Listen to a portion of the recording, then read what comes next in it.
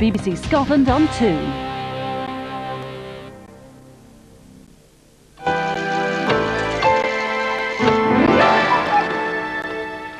This is BBC Scotland on 1. Now the nation's premier send-up squad reviews the nation's game as it was played in 1995. But don't believe them, it's only an excuse.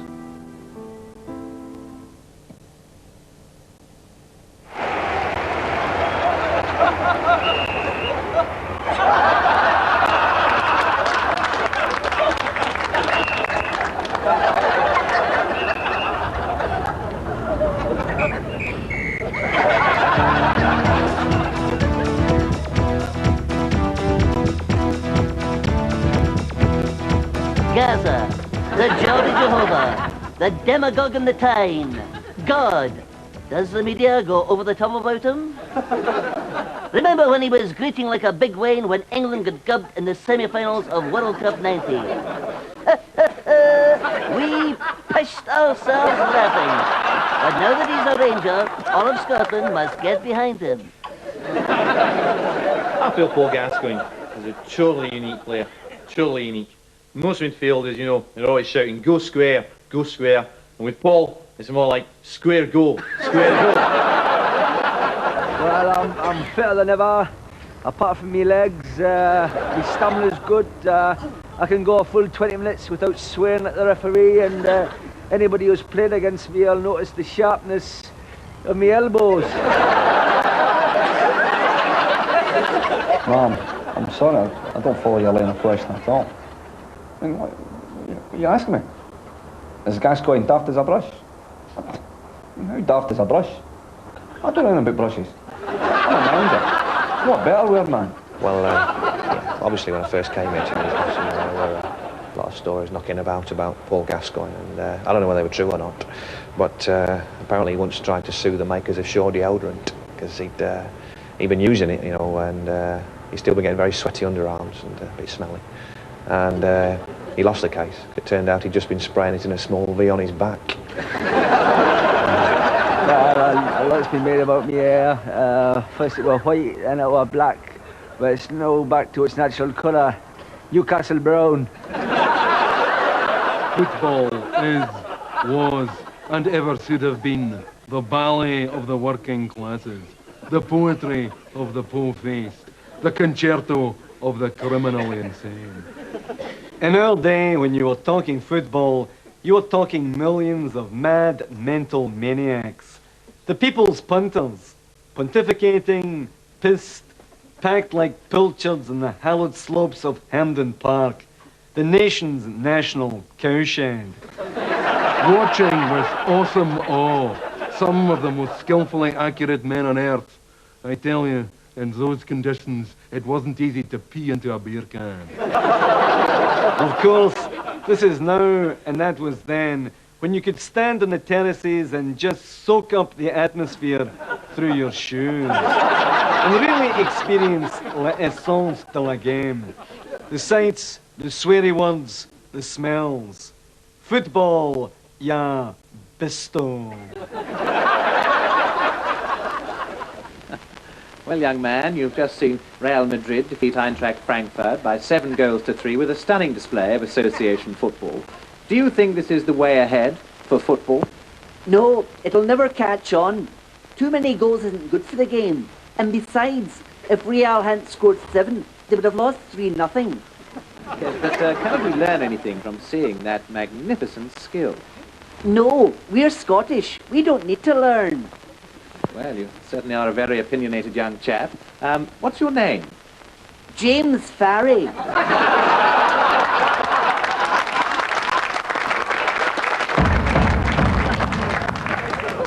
My biggest mistake. Well, I can show you that in 2 words, right? 2 words.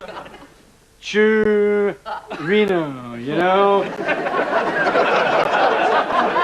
Because, you know, as you say, you know, when I went to Italy to play in Italian football, you know, there were a lot of clubs interested in me, you know, well, there was, you know, there was a lot of clubs. There was Milan, Milano, AC Milan and Inter and Inter Milan and well, especially International. But in the end, I chose Torino because it was easier to say than International, but of course, I wasn't alone over in Italy. There was, let me see now, there was Big John Charles, who had many caps for his country, and Jimmy Greaves, who had many nightcaps for his country. No, even though I didn't settle, mainly because, they couldn't learn my language. I was Italy's top scorer that season with 2 goals, I might have scored 3, but for the marking system they had over there called the Catenaccio system. Catenaccio, now, that's Italian, it means Catenaccio, and I mean, even the low man found that one, just a wee bit difficult,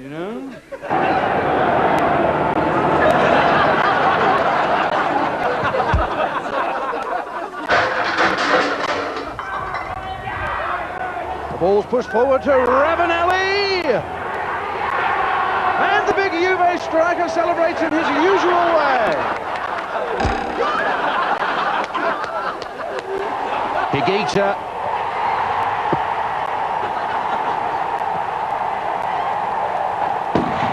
Oh, I say. Before I went to Turkey and joined Galatasaray, yeah, for sure, I did some extensive research. I watched Midnight Express 5 times. I have to admit, when I saw that cruelty, I thought, that'll do me.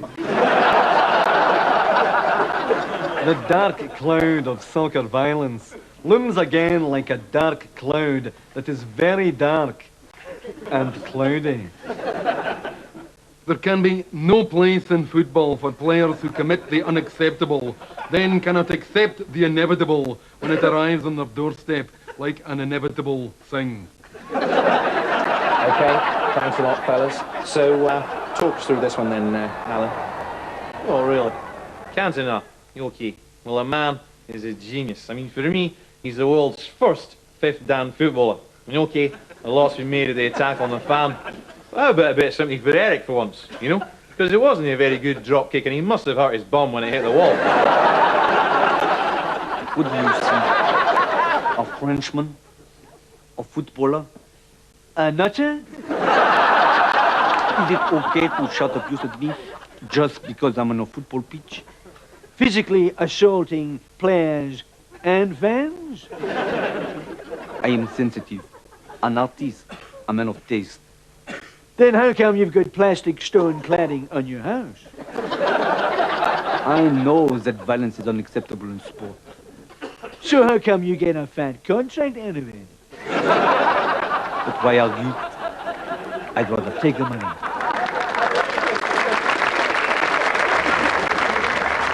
What? They're annoying. Well, see dogs. See dark boys.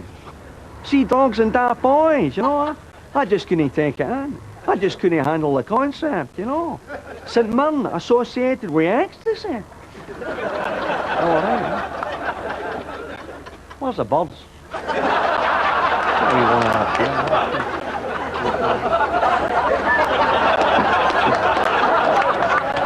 Well, to be honest with you, I think clubs like Queen's Park and Park. We're picking up some interference.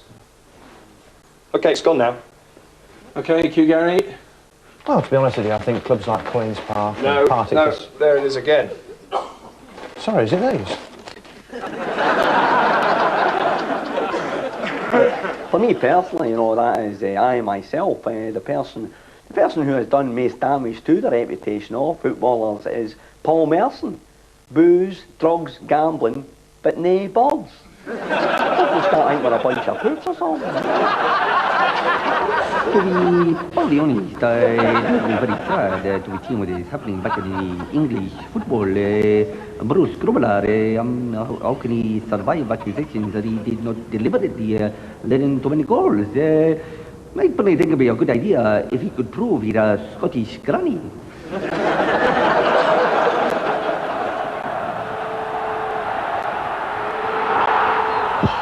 see that? What a jammy bastard. I can just read that down in the sports pages tomorrow. Name score leaves Seaman on the floor. Seaman ruins clean sheet. Seaman has no spunk. Oh, excuse me. I've got to look philosophical now.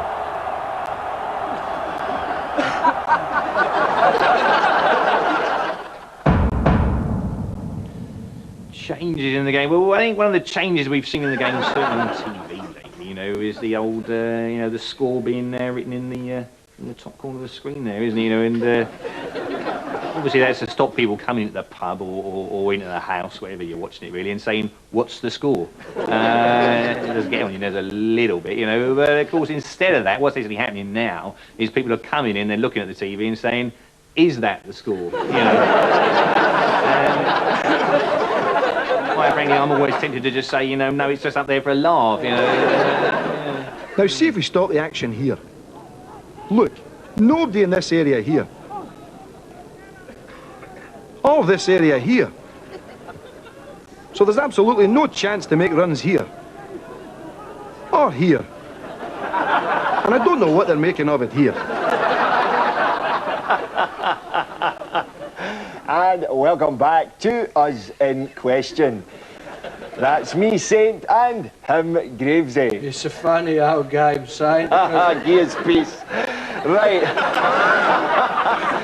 So, Gravesy, the European Championships, being held not in Europe this year, but in England. So, who do you fancy? Gravesy, my money's on Brazil. Well, I suppose Brazil have as much chance of winning it as Scotland, mate. And what about your England lot? The England, will El Tel bring in fresh talent? No, he'll probably stay loyal to the players who've let him down in the past. Good. And what about the Irish lads from the island? How about that sensational qualifying situation where Northern Ireland ended up helping the Republic? No doubt about it, Saint. The loyal Ulster fans must have been really upset.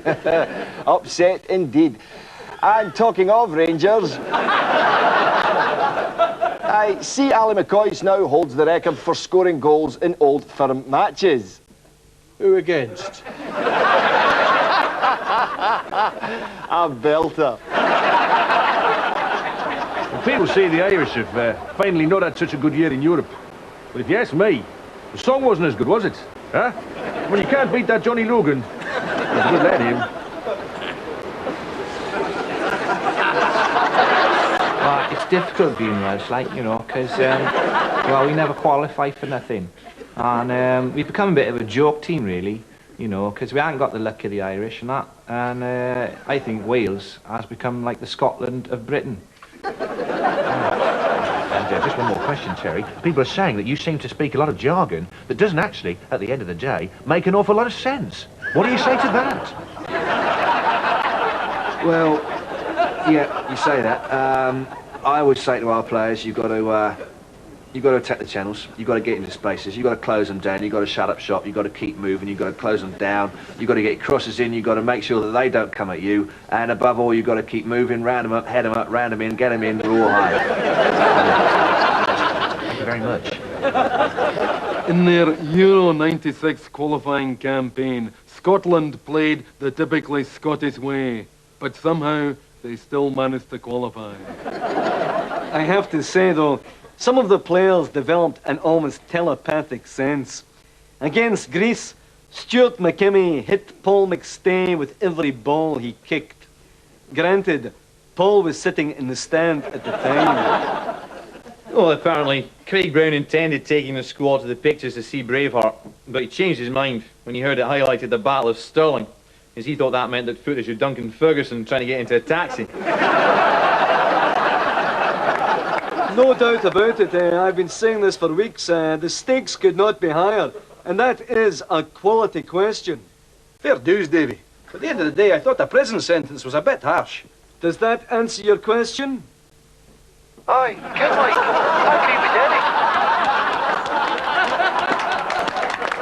agree with Danny. The greatest player of them all. Well, if I had to name one, you know, I would have to say Pele, you know. I mean, he was unique. You know, well, he was. You know, he was like Eusebio, you know. No, he was. I mean, you're laughing, but it's true. He was a one-off, except, you know, there was two of them, you know, and, anyway, oh, yeah, I mean, hey, Beckenbauer, you know, I mean, the Kaiser, Big Frank. I mean, you could say, you know, he was the coolest, you know, the most unperturbable of them all. Or you could say he was just an arrogant big shite, you know? And, oh, yeah. And Bestie, you know, Bestie, yeah, just, I mean, no, I mean, the things that boy could do, I mean, hey, let's tell you, know, I'm a chunky guy, I mean, I think back, I couldn't stop laughing, but ask the guys what he was like at Keepy Uppy, you know? Oh, you can ask a few Miss Worlds as well, you know? So, David, or David, I should say, you've settled in very well to English football, and you seem, so far at least, to have, most importantly, picked up the language very well. What are your impressions so far? Well, I don't do impressions, but I can juggle if you would like to see this. Yes. Well, you've been here a few months now in Newcastle, but how do you find the city at first?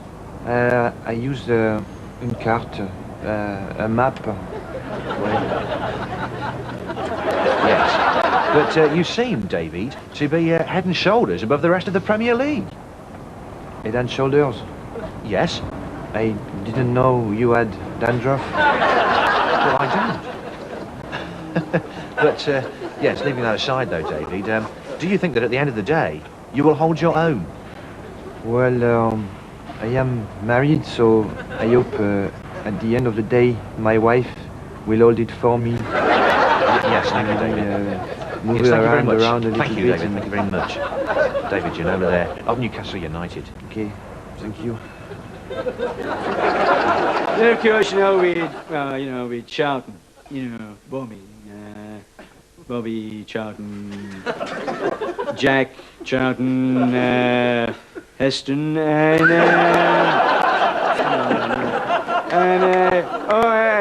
and Jimmy Johnston, Wee Jinky, I remember the, oh, great. I tell you this about Wee Jinky, you know, he could control the ball in a bouncy castle. No, he could. He could. That's how skillful he was.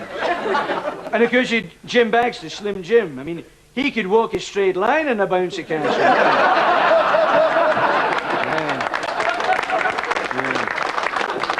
That's how pissed he was, you know.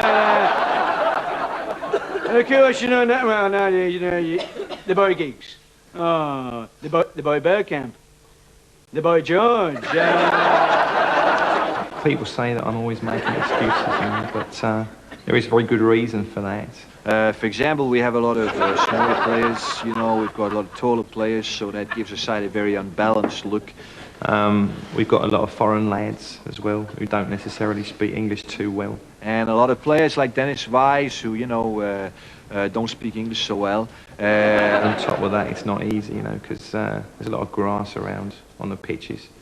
The white lines can confuse some of the players as well. There's the lights shining in their eyes in the night games, and people on top of all this, they turn up and they watch us stare at us, make us very paranoid. So that's and above everything else, you know, we're just not very good. We're shit. And of course, you know, some great double acts too. You know, like Cruyff and Neeskens and Luca and Kempers and Robson and Jerome. But anyway, yeah.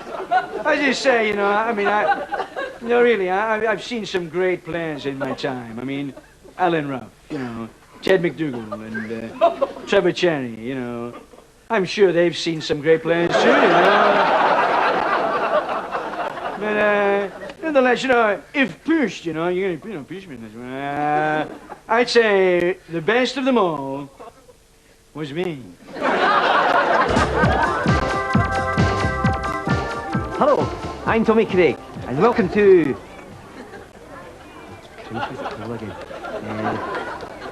Well, I'm sorry, you're still going okay? Right, hello, I'm Tommy Craig. Look, go and shut it. Try to do this. Go and beat it. Wayne. Right. Hello, I'm Tommy Craig, and welcome to Shoot. For this week, we'll be concentrating on the thing that is most of all important when scoring, and that is scoring. Okay, kids, see if you can beat me.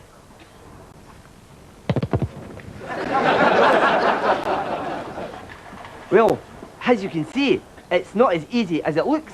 So, to show us how it's done, a natural-born striker, Liverpool's Ian Rush. Hello, Ian. Now, Ian, I understand that you hold the record for the number of goals scored by Ian Rush. So, tell us why. Well, as you say, I think, it was, Liverpool, and, it's not really, and, Juventus, but, I thought it really. You're absolutely right, Rushy. Of course, almost as important as the man who scores the goals is the provider of the scorer's score chances for to be made. And Ian, you had one of the best in Peter Beardsley. Peter, explain what you're looking for when you're looking for the striker. What are you looking at? Well,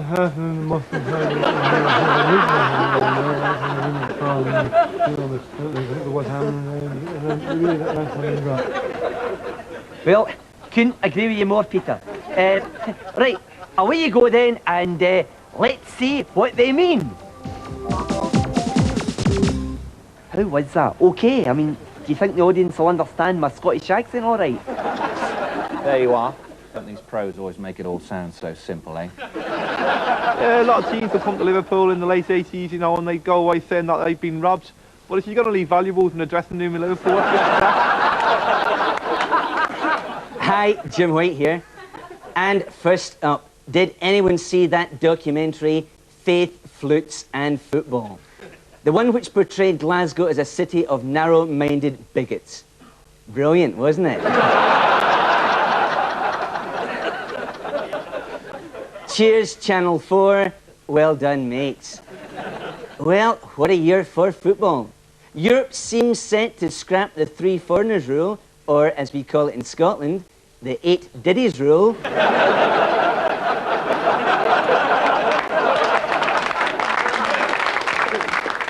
And staying with Europe, did playing these European games on a Thursday cost Celtic vital league points? Let's hope so. And in the Champions League, Juventus had the audacity to beat Rangers 4-0 at Ibrox. Joe Jordan, they were 1-up at half-time. Surely they should have taken it easy in the second half.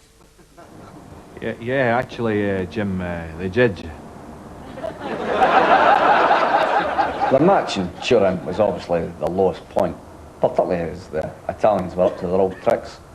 The fans were throwing coins, which was, particularly distracting to Andy Gorham. He started collecting them. Yes, this is me, Chick Young, and with me now, Juventus ace Del Piero. So, Derek, what about that astonishing turn past Rangers' Alex Cleland? Talk us through it, amigo. Sì, come Jumeis Patricio e... Well, a deep goal. Yeah, for sure, the world of football is changing.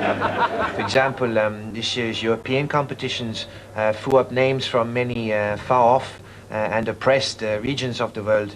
For example, Dinamo Batumi from Georgia, and Zalgiris Vilnius from Lithuania, and also Wraith Rovers from Kirkcaldy. Yeah, for sure. This is very, very true. We at the Celtic Football Club would rather we didn't have to play Dynamo Batumi. A lot of dangers, Tommy. For example, the threat of diphtheria. We all know about the threat of diphtheria. He's a quality player. We just got to use him to Rangers gubbed 4-0 at home by Juventus, boys, you know, and it was, well, of course, it was a Deutschland double knockout for the other two. I mean, Wraith Rovers lost to Munich in Bayern, and Celtic went down to Paris Street German, you know. What about Blackburn Rovers? Pish, weren't they? And Rovers now about to bring on Kevin Gallagher there, who some feel is a little bit injury prone. Well, judge for yourself.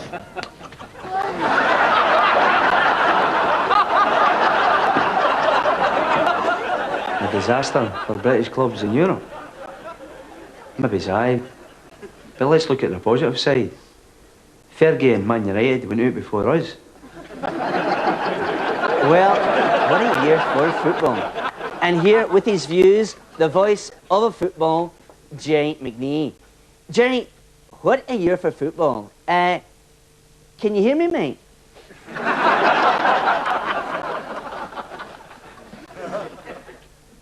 Let's just stop all this shilly-shallying, dilly-dallying, prevaricating and equivocating. I've said it before, and I'll say it again. Collins is overrated. I mean, she hasn't made a decent film since The Stud in 1979. Beyond a shadow of a doubt, the best game of the season so far was the Old Firm draw at Ibrox. That ended up 4-3 for Rangers. 3-2 for Celtic. This is very, very true. But to be very, very honest, I'd be a liar if I didn't say that we at Celtic Football Club know that they at Rangers Football Club went to beat us at Celtic Football Club 9 times in a row. And, you know, them at Rangers Football Club, they're not playing great, but they're still winning. And in championship terms, you know, you have to say that is the mark of true Jammy bastards. Right, competition time. And if you remember, we asked you last week the question, who won this season's Coca-Cola Cup final? Was it Aberdeen or Dundee? The answer, of course, was, who gives a toss?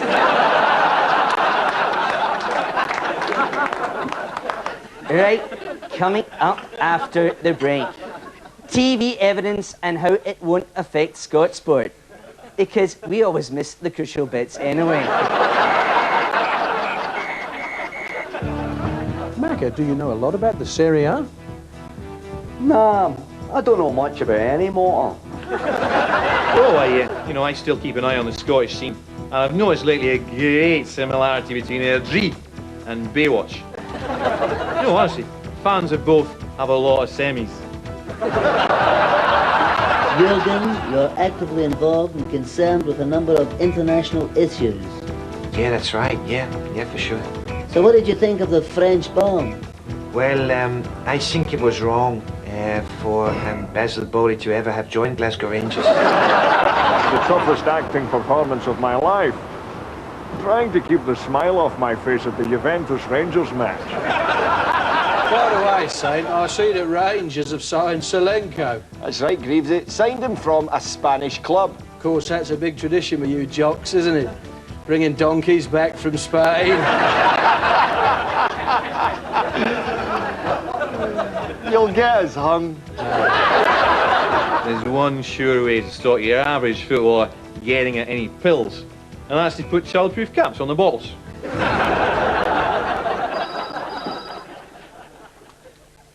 Hi, Jim White here. Oh, for goodness sake, it was only £20, mate.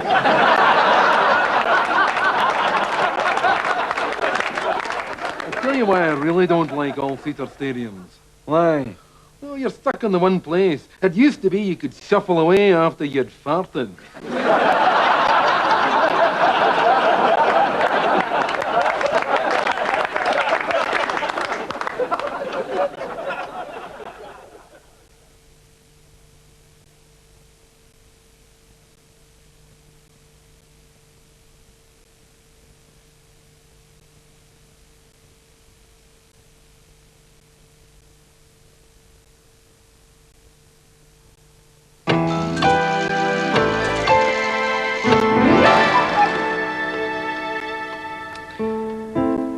Hogmanay with BBC Scotland on 1, where now we honour a man renowned for his wit and cheerful camaraderie, the Reverend I. M. Jolly. Who wrote that?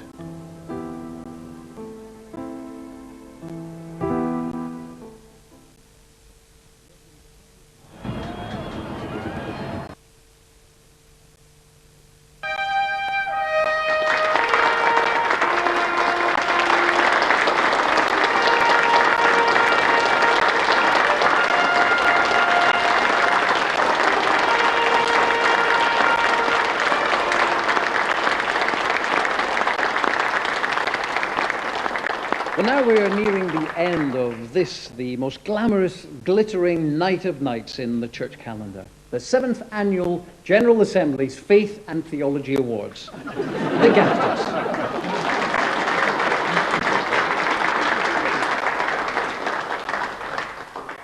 And I must just apologise to viewers who have joined us expecting to see the Hogmanay celebrations. Due to the extended coverage of this magnificent occasion, Hogmanay 95 will now be shown sometime in August 96. And now for this evening's final and most prestigious award. Kathy.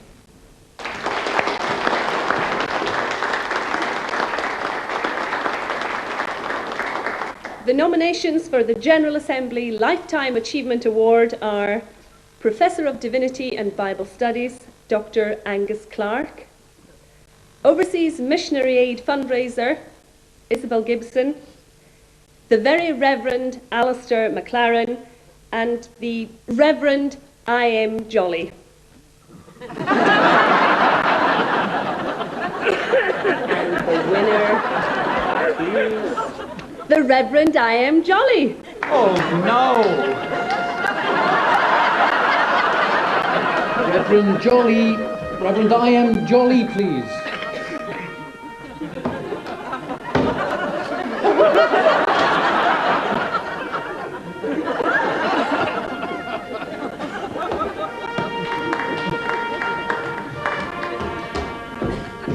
Oh, thank you, thank you, thank you. This award will be all the more special because, of course, it was voted for by a jury of my peers. As a matter of fact, I was standing between two peers when I heard the name. Well, what can I say? This is all so absolutely unexpected. I'm not remotely prepared. Would you hold that, please?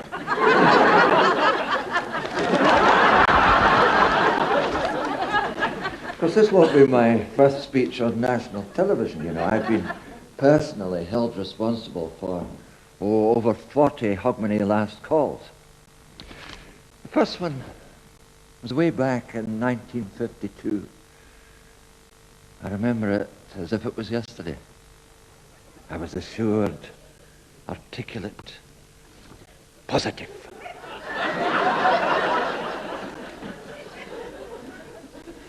Hello. Hello. And welcome to Tolly Television.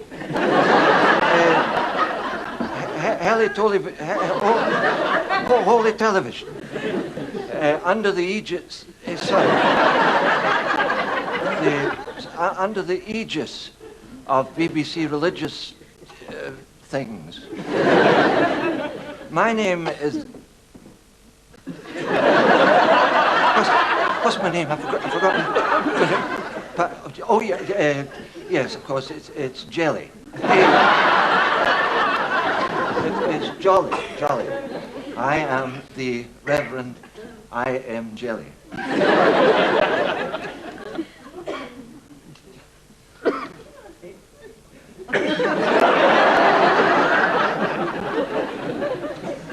And it came to pass that a man fell among thieves, and they beat him and stripped him naked. Is it all right to say naked? No. Oh, well, now, just a minute. Apparently he wasn't all that naked. I mean, he still had his underwear on. And they're clean on that arm. And so, of course, we can all play the Good Samaritan by approaching people lying at the side of the road in their underwear and bundling them into cheap hotel bedrooms. I've done it myself so many times. especially when I used to wander through the red light district in Seoul. Oh.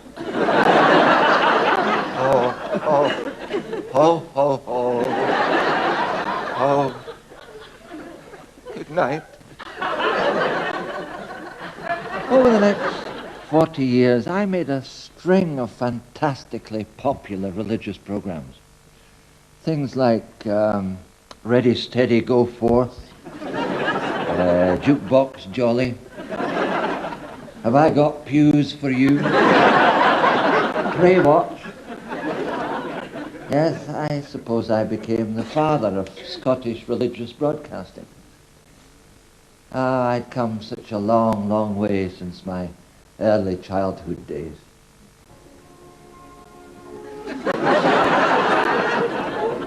I was born in the hungry 30s, grew up in the flaming 40s, delivering bread and buns and all kinds of horrible weather for an absolute pittance of a wage.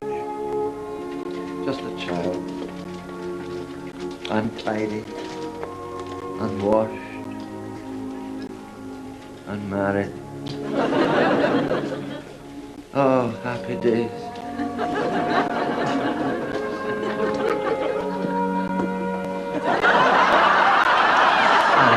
What kind of time do you call this? You realize we've been waiting for over an hour in there for that loaf? This is a very special occasion, young man. Or have you forgotten?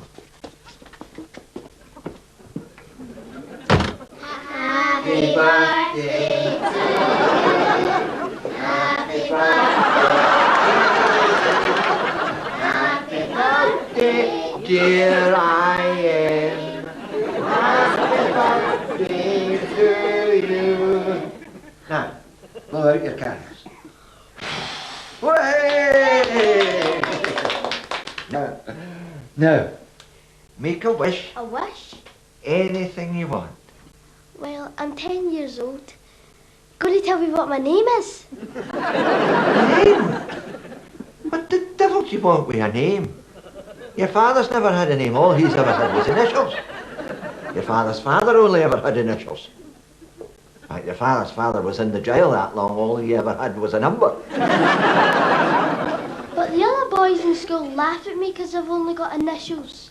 Oh, do they? Oh. Well, I don't see your brothers, HP, OK, and RIP, complain. What about my sisters? You leave BO and VD out of it.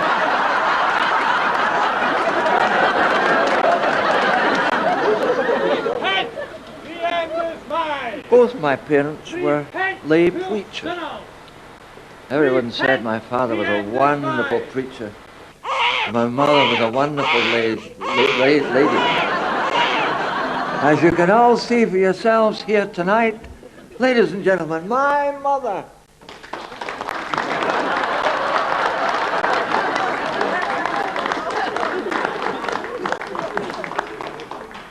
Thank you very much. I would just like to tell you, you know, when I was having IM here, I was in labour for 3 weeks.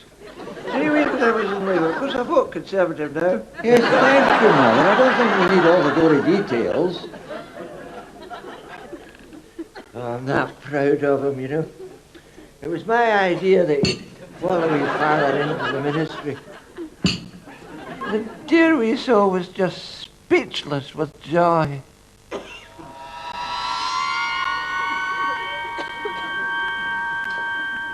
And then he saw Bing Crosby as a priest in this beautiful film called Going My Way. I don't know how many times he saw that picture, but he's modelled himself on Bing Crosby ever since. Going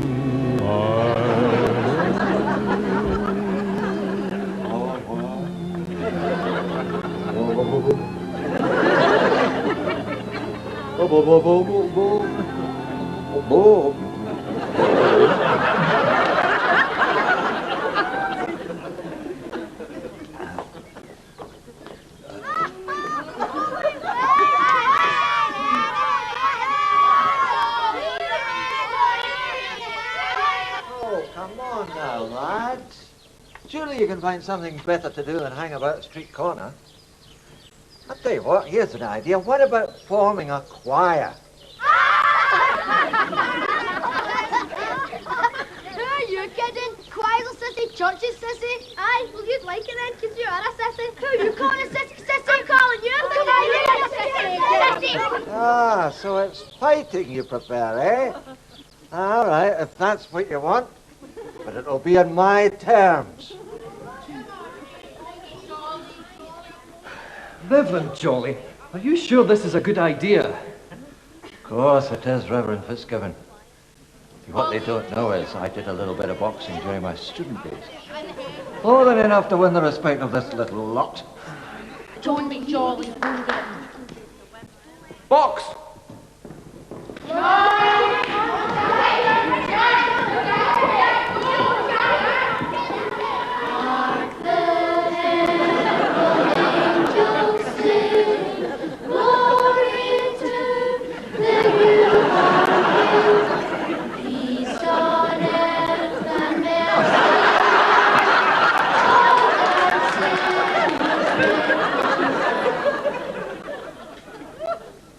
Yes, I understand perfectly, Moderator.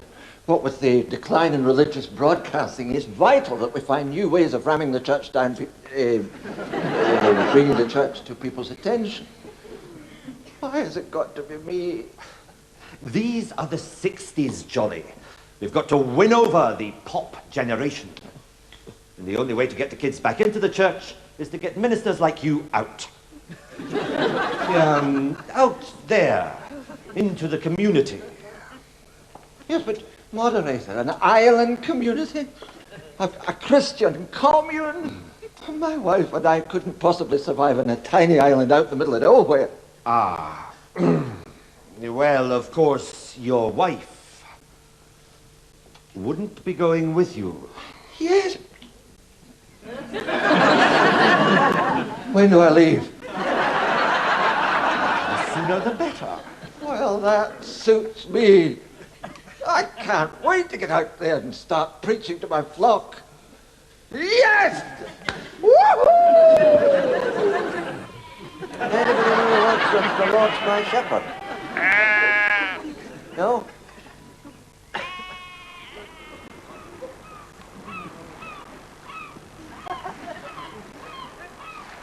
Can you see anything? Roll call. No, I can't either.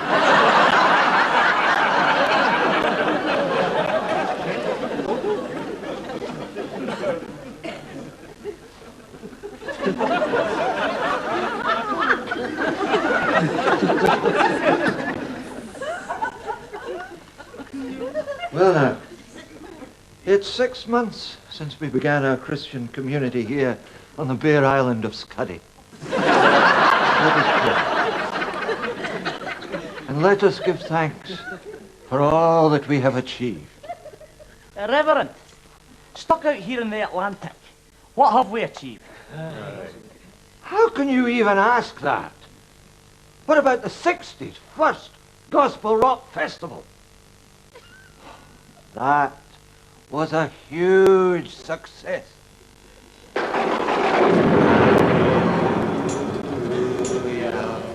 Michael Rose. Hallelujah. Michael Rose about the shore. Hallelujah.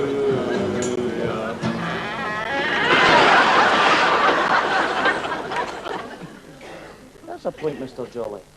Where did the church get this island from? I don't know. I think they bought it off some other religious group. What does it matter anyway? One ministry is pretty well like another.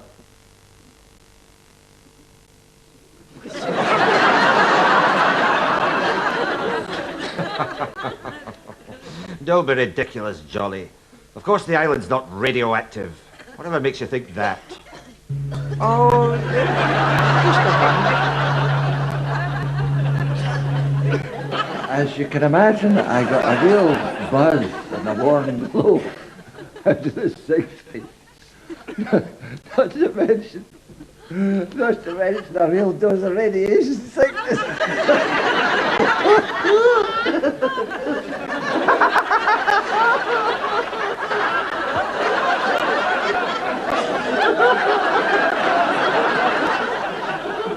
But the 60s were to end in deep depression for all of us connected with the church. Cliff Richard lost the Eurovision Song Contest twice. And my own personal Waterloo was just round the corner.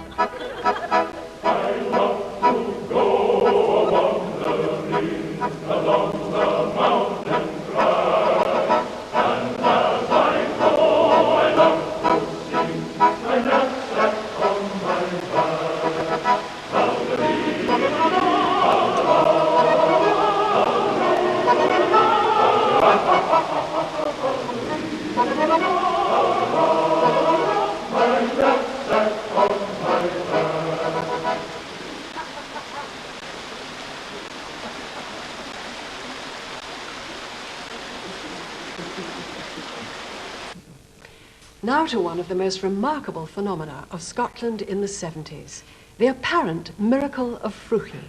Can it be true? Are the waters of this sleepy village in Fife really blessed? Could little Fruchi become the Scottish Lourdes? We sent Elliot Parkinson to investigate. Well, Mary, word of the miracle grotto is spread like wildfire, and disciples are flocking here from all over the country. In fact, here's a whole coachload from Cowden Beef.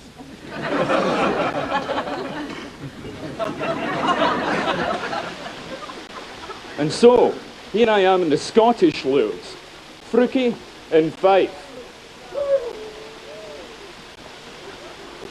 I'll be talking to the Reverend Jolly in a moment if I can catch him between baptisms. Why, it's true. This water has miraculous qualities. Function with the Holy Spirit. Me next minister. Got him baptizes again. Certainly, darling. You want ice and lemon with this time? Good problem. Minister! Minister! Baptise speaking in tongues! Hallelujah! Another miracle! Tongues your mouth! No, it's a pure miracle. I mean, there's no doubt about it. These waters is miraculous, and everybody else is miraculous. See, look, here's a miracle, here's a miracle. See that man there? That man came here perfectly healthy. Now he can't walk.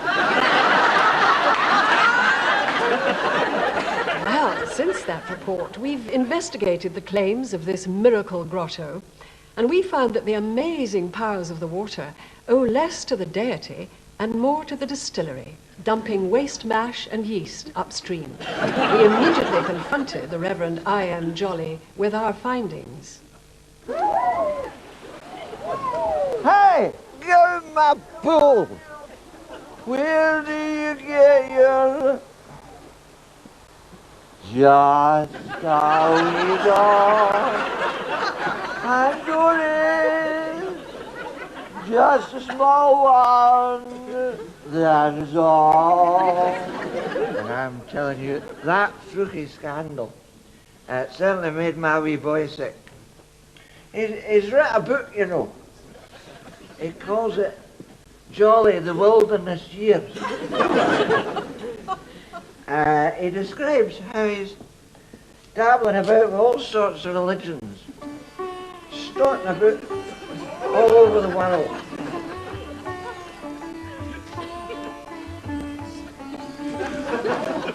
And then at last, he found what he was looking for. A fellow human being that had more problems than he had.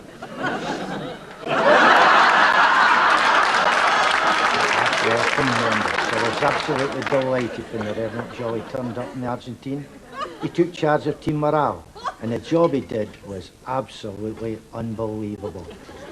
I mean, okay, the lads were naturally a bit down after the first couple of results, but until the Reverend Jolly got there, we really didn't know what misery was.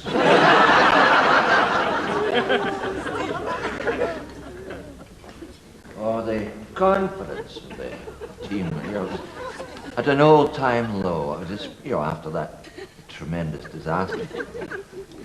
So, as of yesterday, I've introduced the squad to a very strict regime of abstinence and meditation. And how did the lads take that? Oh, extremely well. Extremely well. As a matter of fact, in the early hours of this morning, half the team were caught climbing back into the hotel.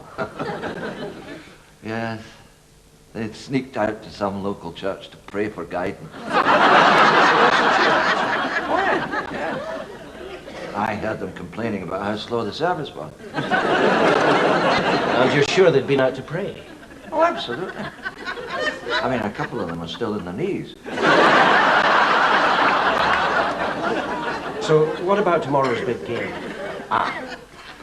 Well, I've told Ali that what he's got to do is to put his trust in the Saviour. You mean put his faith in the Lord? No. Put his faith in Graham Souness.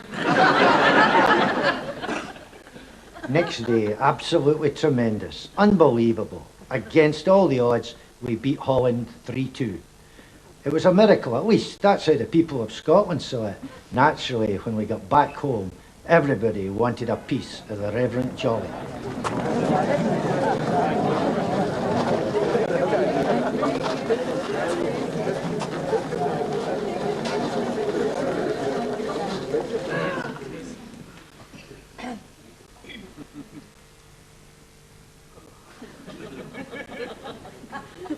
As I was saying, Minister, the baby's due in December. On Christmas Day, actually. Isn't that terribly appropriate? What? Christmas Day. Wasn't there another baby born on Christmas Day? A long time ago? I'm sorry, I'm not with you. Baby Jesus. Oh, the baby, yes. Oh, yes, that's right, very good. Why does everybody want to talk shop? So, what's the problem? Well, you see, we just argue all the time. What do you expect me to do about it? I mean, if you're already married, it's too late for guidance. I ought to be running a marriage avoidance clinic. When the clinic began all those years ago, little did we realize what lay ahead. The decline in family values, the fall in moral standards, 2 out of 3 marriages breaking up. And not one of them mine. With all that in mind, and with the new challenges facing the church, I've arranged a fact-finding trip to the USA. My mission?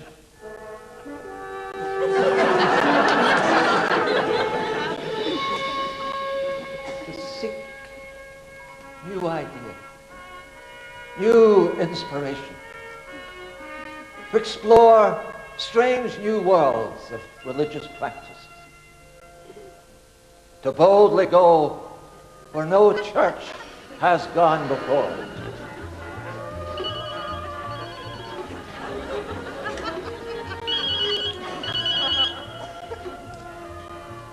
Kirk here.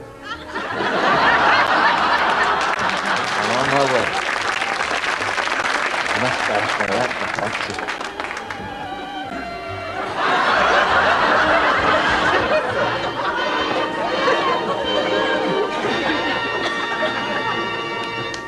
Would you like a pina colada, sir? No, I'll just use the toilet.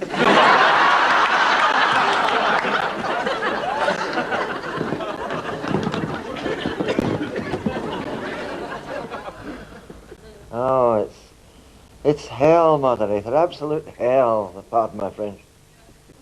Somebody's got to do it. Yes, indeed I am. I'm working flat out here. Yeah, as a matter of fact, some of the locals have asked me to do a wedding this afternoon. No, I don't think it's anybody special. So we join this man and this woman in holy match. You, Michael, and you, Lisa Marie.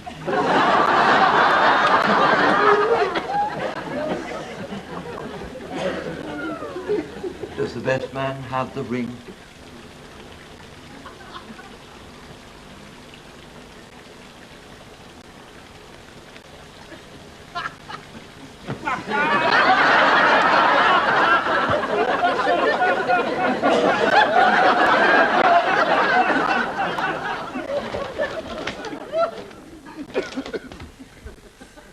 Yes, I learned a great deal on that trip that I didn't know before. For example, when a pet monkey swallows the wedding ring, you'll have to wait a good 12 hours before you can complete the ceremony. But I also learned that in these liberated 90s, the church must never judge, but simply guide with grace and gentle understanding. I'm terribly sorry I'm late, but there was a terrible road accident just outside the manse. And you know how people will stand there and gawp and stare. I just couldn't tear myself away. Minister, my fiancé isn't here yet anyway. Well, I understand you would like to be married in church. Well, yes. Even though we haven't been regular attenders. Oh, I like to think we're pretty easygoing about that sort of thing nowadays. So your name is? Joan. Joan Kelly. Joan Kelly. And your fiancée? Janet Fraser.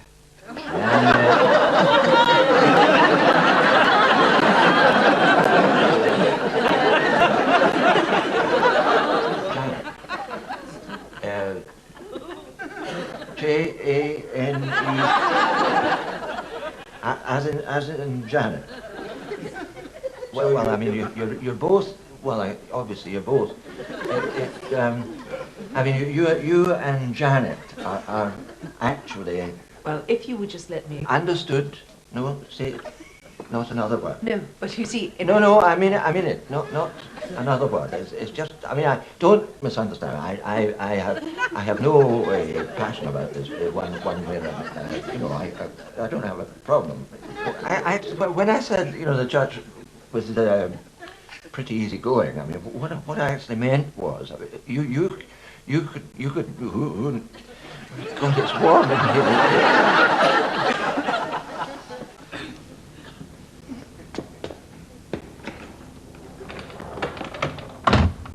There he is! Reverend Jolly! Reverend Jolly! Reverend Jolly, you have just been chosen to investigate sexual revelations within the church. Have you any personal experience of outings? Well, yes, as a matter of fact, I have. Only the other day there, I organised a brownie bus trip to Mulgaya. No, you don't understand. Has anyone ever accused you of being gay? Gay? But me? Well, no, but I have been described as a cheery wee soul. We are talking sexuality here, Minister. Sexuality? Ah, well. I mean, I'm not one of these clergymen whose sexuality is a grey area. I've been married to Ephesia for years and years and years. And my sexuality is a disaster.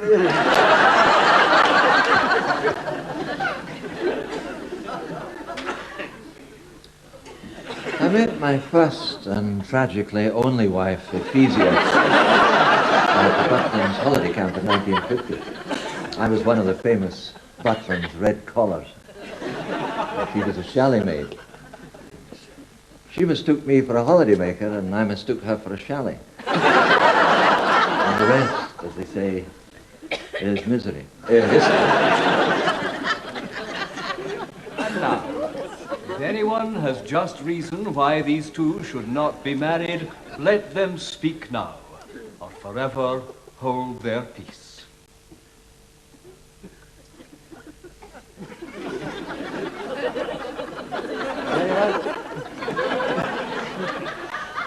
Anyone at all? Come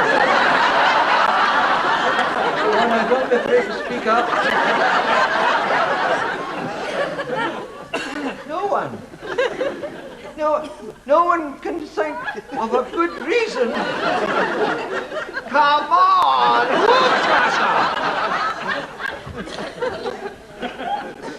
I now pronounce you man and wife. You may now kiss the bride.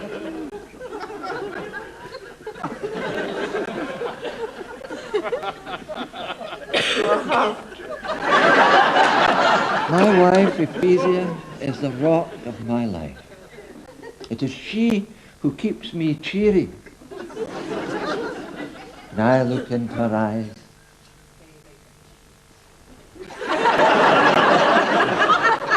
I just conjured up a vision of her face there. No, but honestly, I owe all this to Ephesia. If she hadn't stayed at home, sitting there waiting for me, I wouldn't have stayed out there doing all these things. Thank you.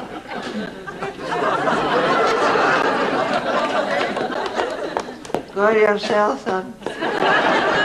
Go yourself. Going my way, Ma. Going my way.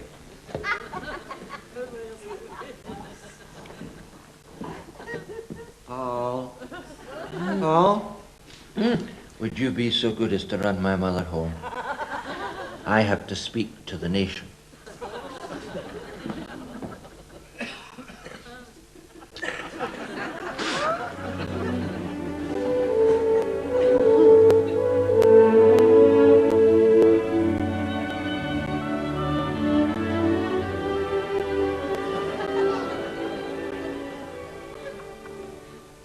Hello.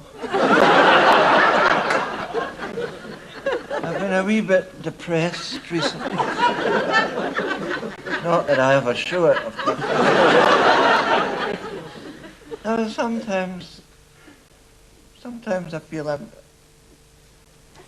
just not appreciated. No, I do.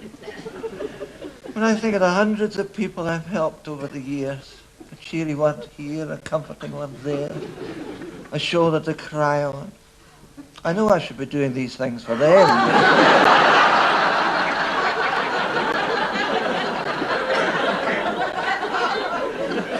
You know, there's no accounting for some people. Look at my brothers in the church. They were obviously jealous of my GAFTA award. Strangely enough, I've just been reading about love and jealousy in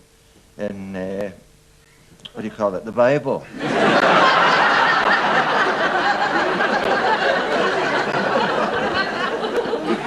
And this is a sort of up-to-date version entitled Joseph and his Armani Technicolor anorak.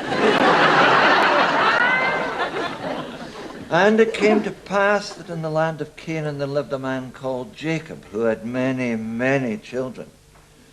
And his wife was forever complaining that it was the chemist's fault. Because he had cheated her over many years by giving her aspirin instead of the pill. And here she was, 20 years married, 17 children, and never had a single headache.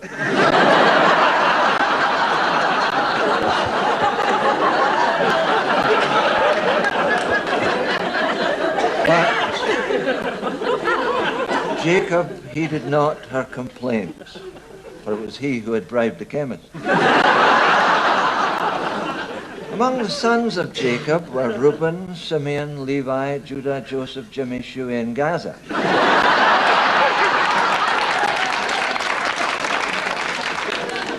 Joseph was his favorite, to whom he gave the many-colored anorak. It was a sort of reddish, yellowish, blackish colour, a wee bit like the Partick thistle strip. And Jacob's other sons were jealous and much anger. So one day they took Joseph and they threw him into a pit. Then they sold him as a slave unto a powerful but rather unstable man called Potiphar. In the meantime, the brothers soaked Joseph's coat in buckfast. And they brought it unto their father, saying, See, our brother became bloated and fell down a well.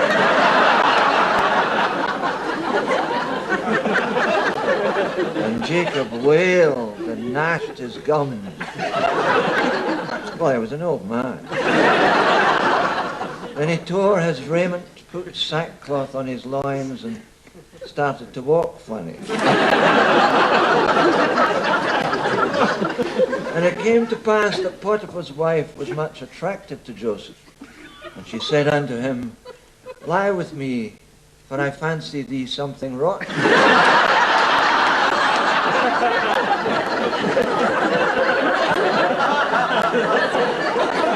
But Joseph rejected her, saying, I cannot winch thee. For thy coupon is too hackett.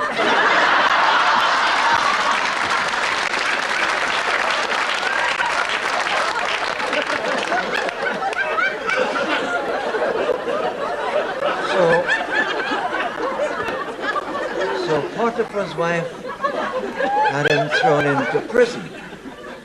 And in prison he learned to interpret dreams. And the prison governor, hearing of this, said unto him, Last night I dreamed that I went up into the attic of my house, and there found a wasp's bite. Pray, tell me its meaning. And Joseph said unto him, Thy dream is meaningless, for everyone knows a wasp cannae go a bite.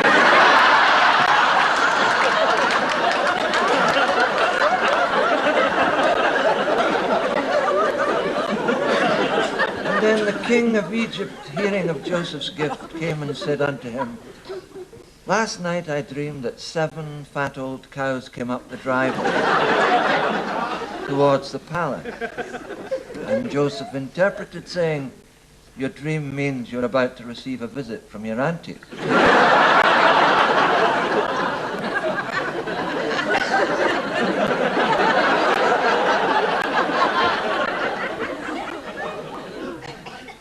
Strange. I had a dream like that last night. I saw this great fat cow staggering out of the manse. It had mad cow disease and it was trying to get into my car. Oh my God. I forgot I had to drive Ephesia to see her psychiatrist. Good night.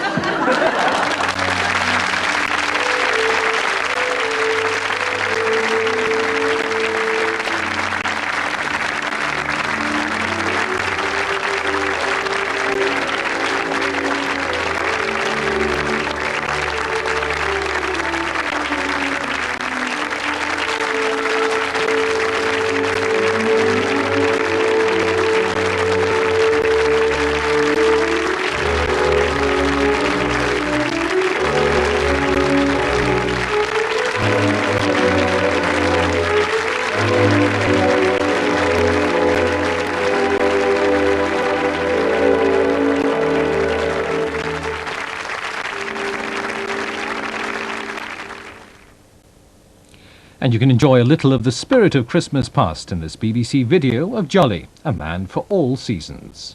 Sit tight this New Year's Day. At 5:55, be shaken, not stirred. My name is Bond, James Bond. And nothing ruffles your favourite secret agent. How reckless of me. I made you all wet. Yes, but my martini's still dry. It's not all happy families at 8 in EastEnders. Your father chose to leave. He nearly broke my heart and he nearly destroyed the lot of us. At 8:30, Gary needs to get his priorities right. Man's best friend should be his wife. I think you'll find that pride of place belongs to his dog. Welcome to Delhi. A new life and a new love in India. She's a girl. Do girls not like me? The Peacock Spring at 9, with top football action in Sports Scene Match of the Day at 10:45 and the Stones play out at 11:35.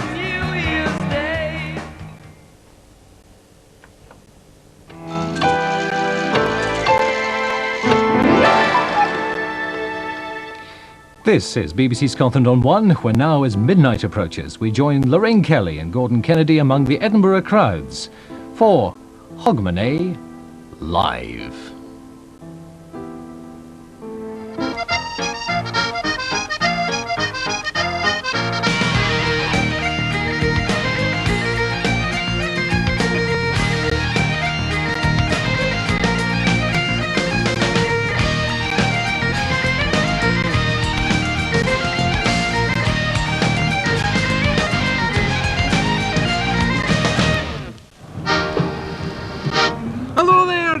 I'm Gordon Kennedy. And I'm Lorraine Kelly. And welcome, joining us here live in Edinburgh for the biggest and best Hogmanay party on the planet. We're live, this is Trafalgar House and we're right on Princes Street.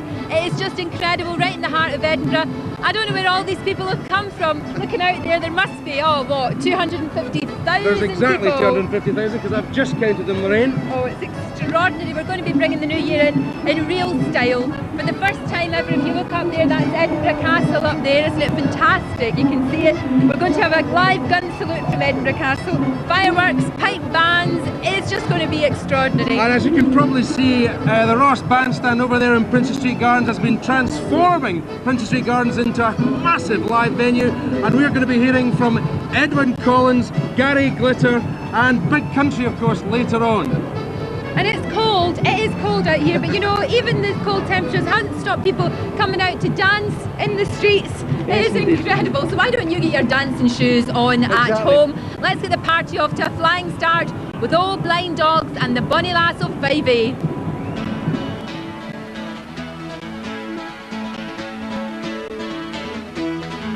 Well, there once was a troop of Irish dragoons came marching down through 5-0. And the captain's fan in love with another bonny quine. Oh, the name that she had was Pretty Peggy, oh.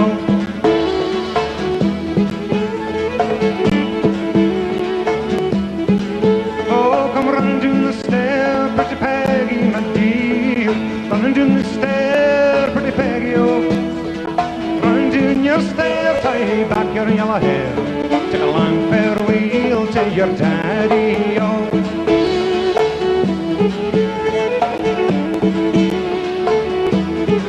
Well, it's bra captain's lady for to be. It's brought to be a captain's lady, oh. It's brought to ride and run, tight to follow with a camp. You march when your captain, he's ready, oh.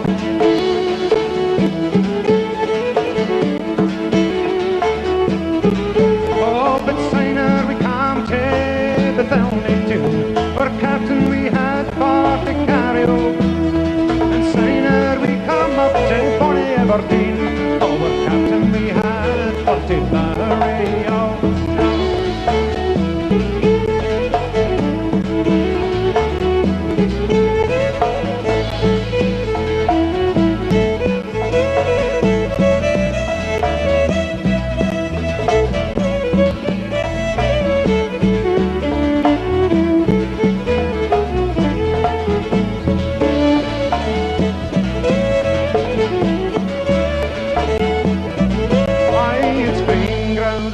On Bonnie Hythe and side, low lie the lowlands of 5-0. The captain's name was Ned, and he died for a maid. Oh, he died for the soldier lass of 5A.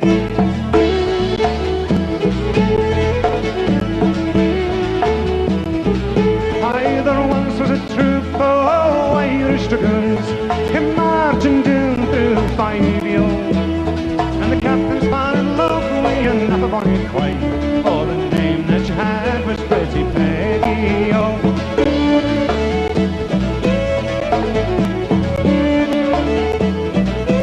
Oh, 5A,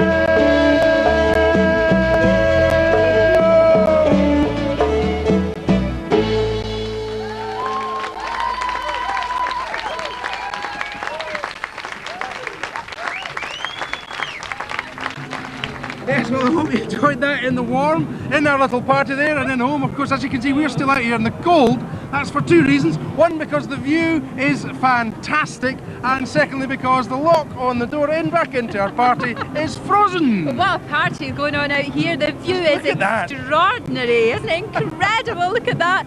It's such an emotional time though, New Year. I do get very emotional at New Year. It's a time for people to get together and give each other kisses and hugs. And we thought that we'd have some special messages from some friendly and familiar faces. Yes, of course, the real reason that they're there is because, as you can see, our party room is a little bit tight and we couldn't fit everyone in. So we've travelled the world, well, central Scotland at least, to bring you celebrity messages from the stars who, quite frankly, couldn't fit into our room. And here is the first batch.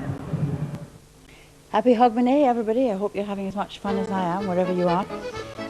Edinburgh's the place to be, obviously, as you can see from all the shenanigans that's going on. We look on it as a start to a new year, and we quite enjoy it, and I wish everybody all the best for 1996. Happy Hogmanay and a good 96. Just a little bit of advice for the New Year celebrations. If you want to avoid a headache tomorrow morning or a couple of days' time when you do stop drinking, then the thing to do is don't drink. Hope you're having a good time. Happy Hogmanay!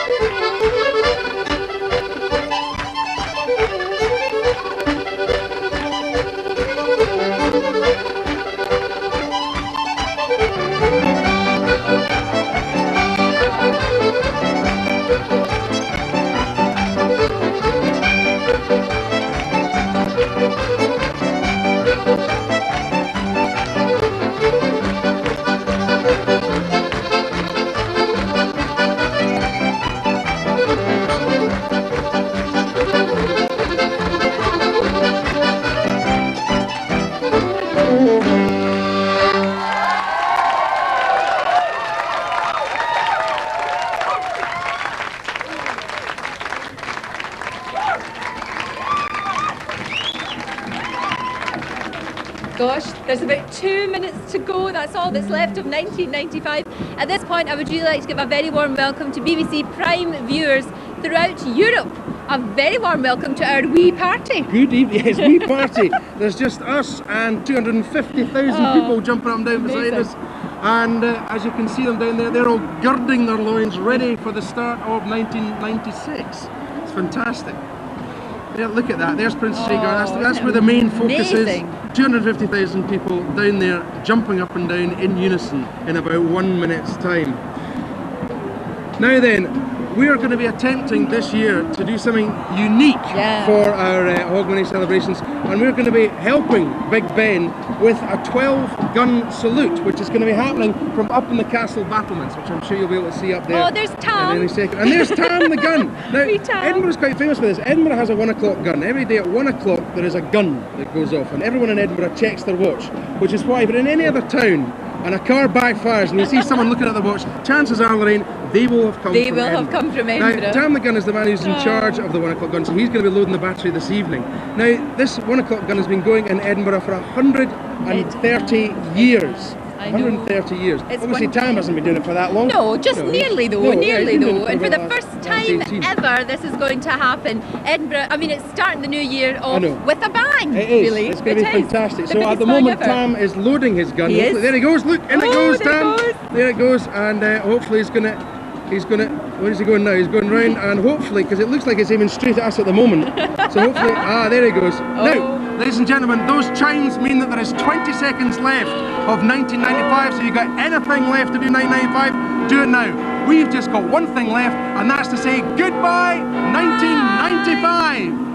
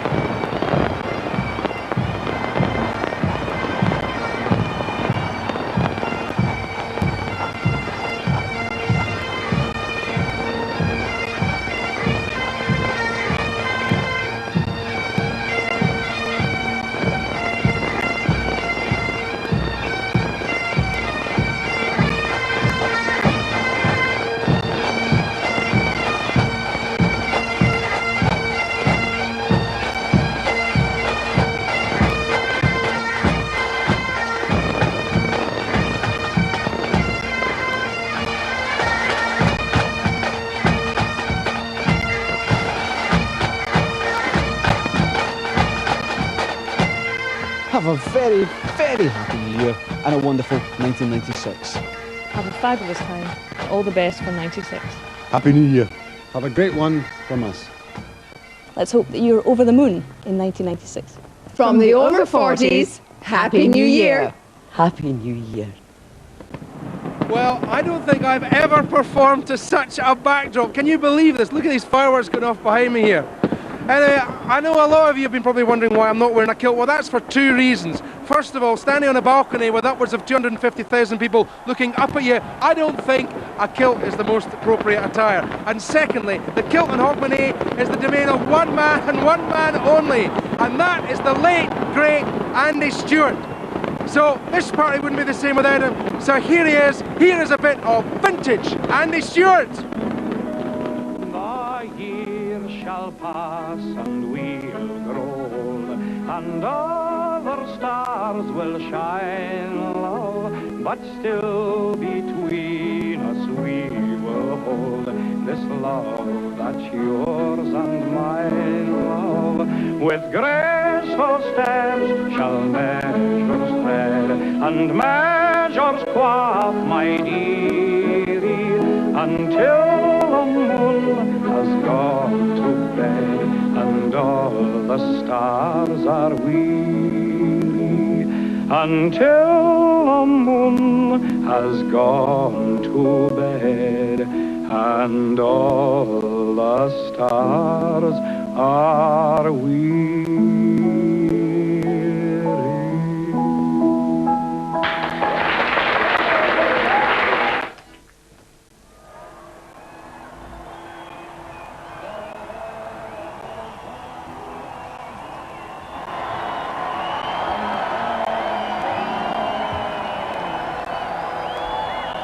God bless Andy Stewart. He's a legend, an absolute legend. Let's welcome now a really wonderful singer. In fact, she's perfect. She's Eddie Reader.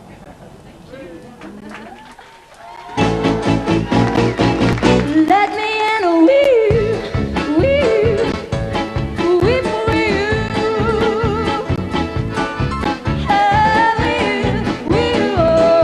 you. I hear the dancing, the silhouettes on the shade. I hear the music, all the loving of the radio. But I wanna sing it again. I thought you were my friend. There's better and better on the moving and grooving with that beat. Jumping and stomping on the floor. Open up, let me in. Why don't you open up that door? I hear music, let me in. I won't say it again, let me in. I thought I heard you just then. I thought you were my friend.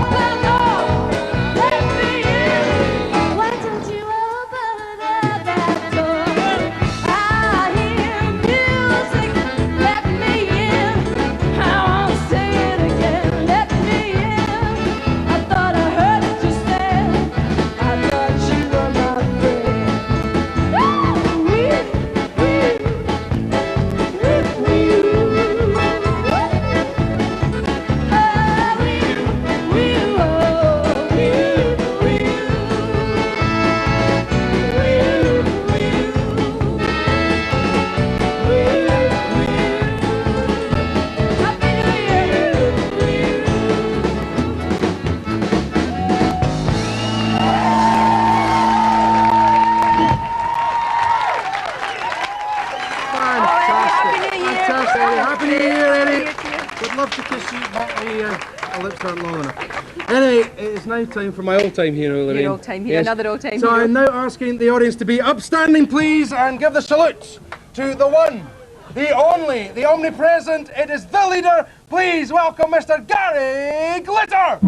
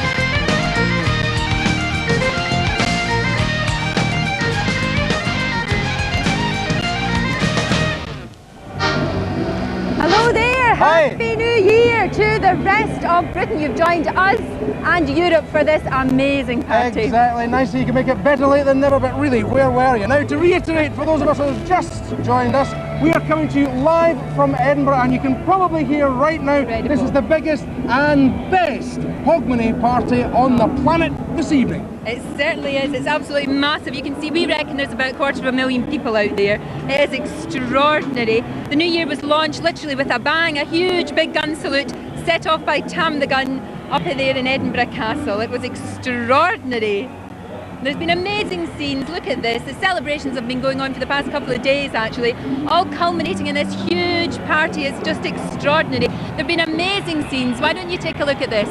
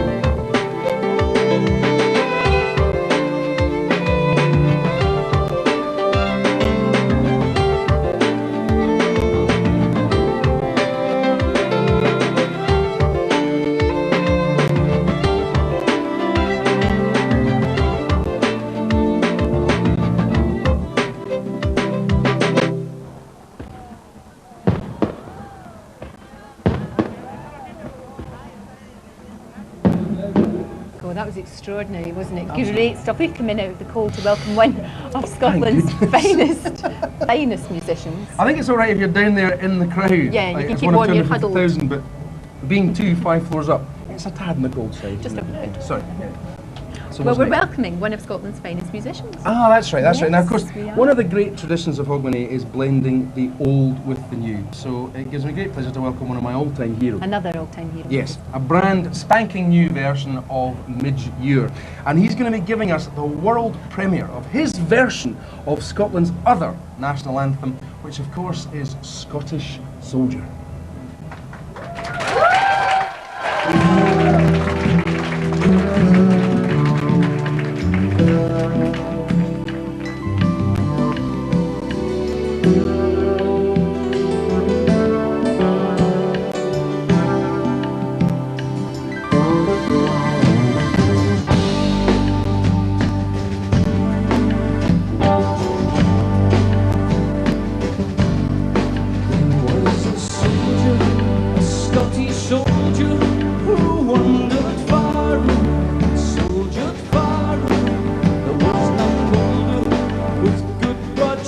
wonder, he'd fought in many a fray, fought and won.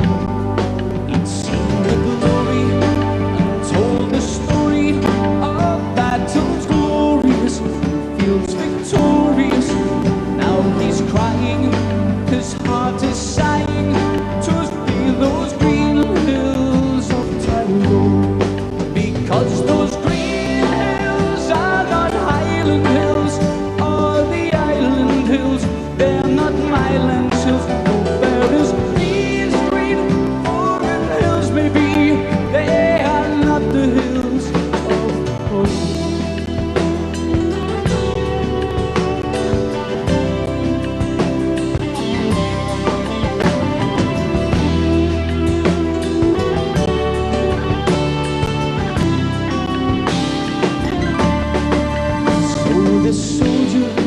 Scottish soldier, wander far no more, soldier far no more. Is it hillside, a Scottish hillside? You see a piper play the soldier home, and tasty glory has told the story of battles glorious, fields victorious. You will cease now, he is at peace now, far from those green hills of Tyrone. Because those green hills are not Highland hills or the island hills, they're not Myland hills. No matter green these foreign hills may be, they are not the hills of home. These green hills are not Highland hills or the island hills, they're not Myland hills. As fair as green these foreign hills may be, they are not the hills of home.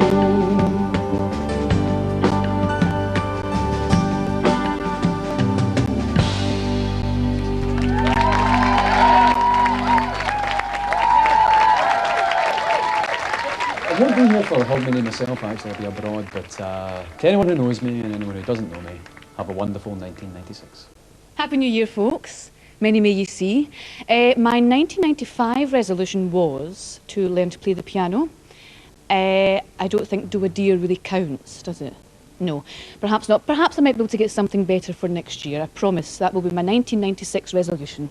I raise my glass to you. I've got a cellar full of this stuff at home. I must start putting it in bottles. Silly, slutching about in wellies every time you want to drink. Happy New Year. Look, there it is, just after 12:15. I think it's about time for our first ever first footer. I know, I'm really excited about this because you have promised me somebody extra special, tall, dark and handsome. I'm so excited. That's true. Let's hope it's not Michael Jackson, eh? Indeed. What's happened with these locks? Come on now. I've never been refused entry to a nightclub in all my life. Here, fetch me a screwdriver, a slippery nipple. I'm not driving tonight. What's going on in here?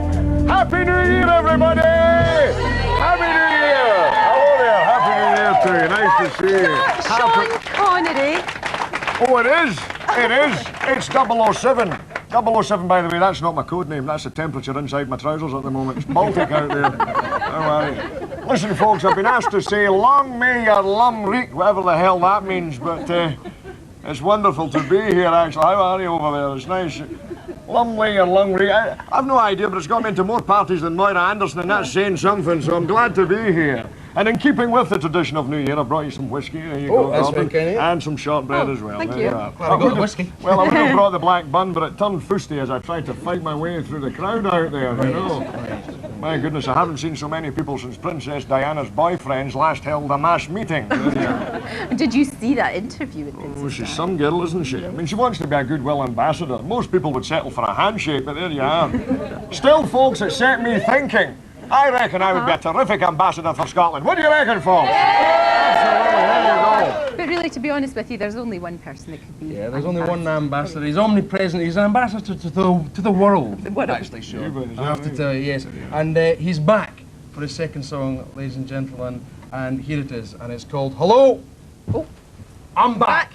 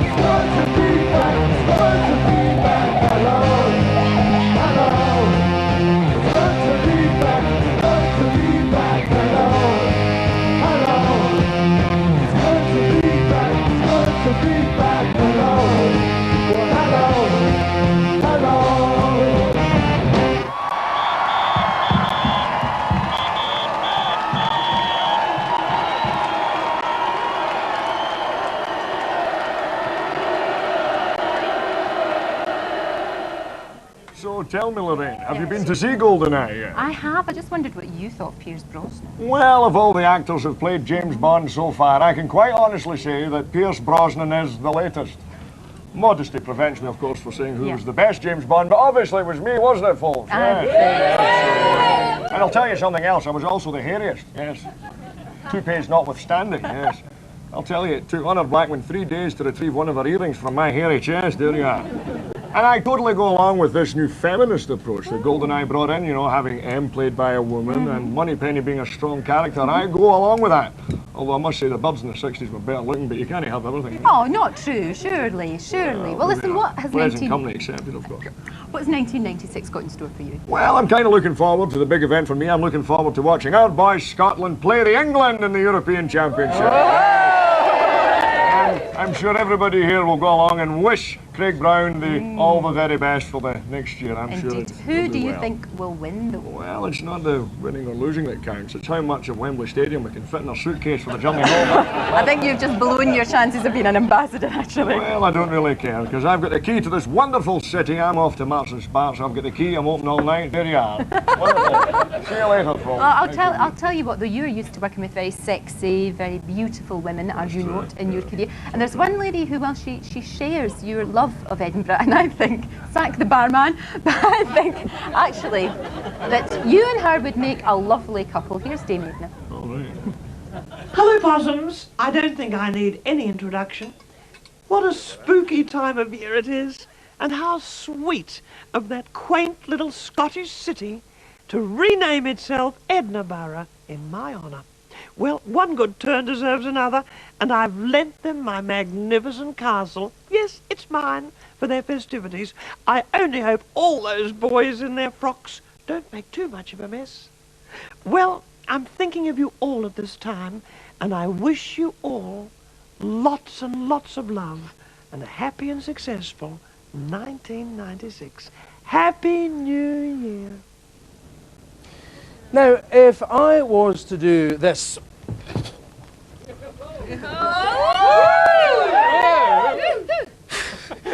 Very low entertainment threshold right here. You would probably wonder what I was doing. However, if I was to do it well, you would say, there's Gordon doing a little river dancing. Because, of course, 1995 has been the year of the river dance. Well, be prepared to be equally gobsmacked, because we've got two folk, Natalie McMaster and Tracy Dares, from Cape Breton Island in Canada, who are set to make 1996 the year of step dancing. So without further ado, take it away, ladies!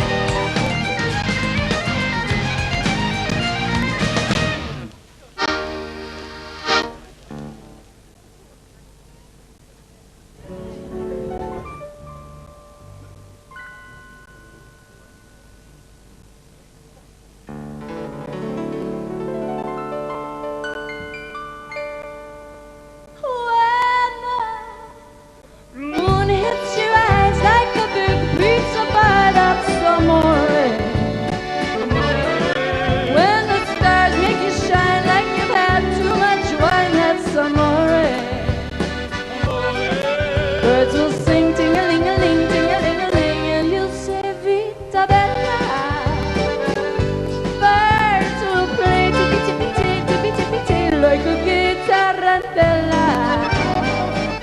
When the stars make you swoon just like a pasta fazool, that's amore. When you dance on the street with the clouds at your feet, you're in love. When you think that you're dreaming, but you know you're not dreaming, signore. Scusami, but you see, back in old Napoli, that's amore. Take it away.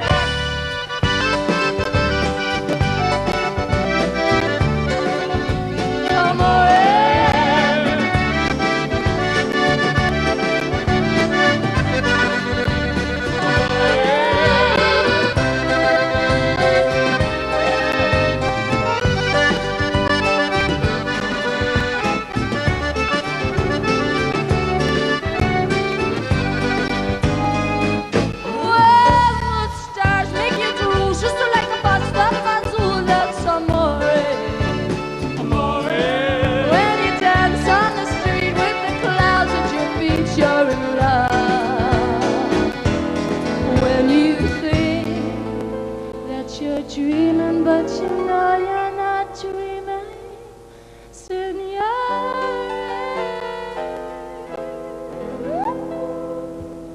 Scusami, but you see, back in old Napoli, that's amore, amore, amore, amore, amore.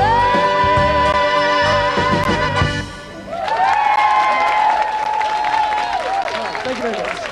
Fantastic. Wasn't it? It's a bit hot in here, don't you think? I think we should go outside and see what's going on. Great tribute to the late, great Dean Martin. Of course, very appropriate, because really for Dean, every day in many ways was Hogmanay. It was. Now, let's go outside. Let's Stick go- microphones, please! Thank you. Thank you very much indeed. Oh my goodness. Well, Now, the I've parties heard have reports. full swing. I've Yeah? heard reports that there are large bananas. I'm not sure if the bananas are here. Well, Let's let's have go a and have a look. look. See, Well, bananas I see no down there. bananas, but I see lots I and see lots no and bananas. lots of Well, people. apparently there's 15-foot bananas there earlier on. No, they were. They've Not there gone. now. Not Doesn't to seem worry. just absolute. There they are, There they absolutely. are, Look at those bananas. 15-foot bananas from Swansea Samba Club, apparently. There they go. They They're 16-foot stilt walkers. They are, and they've got on I would like to be doing that in Hogmanay. No, neither would I, but they've got tartan trousers in honour of this wonderful, wonderful evening. You know, there's been music going on throughout the day, hasn't there? We've been hearing it all day. It's been Yeah, great. absolutely. And as you can probably hear at the moment, that's Big Country That Thrashery is. down there. We'll be hearing from them later on. But earlier on, it was really one of my all-time heroes. Another all-time Yes, hero. another of my all-time heroes was playing with a song of 1995, A Girl Like You. And the guy is, of course, Edwin Collins.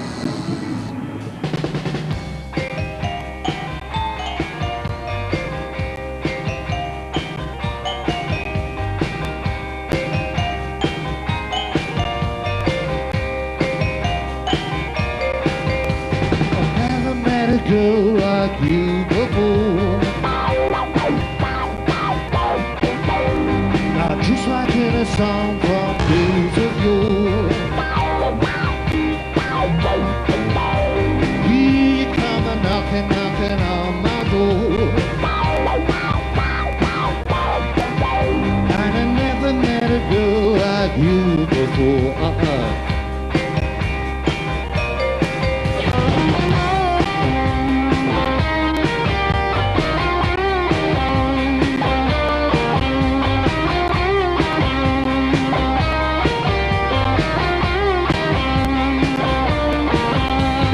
Give me just a taste, so I want more.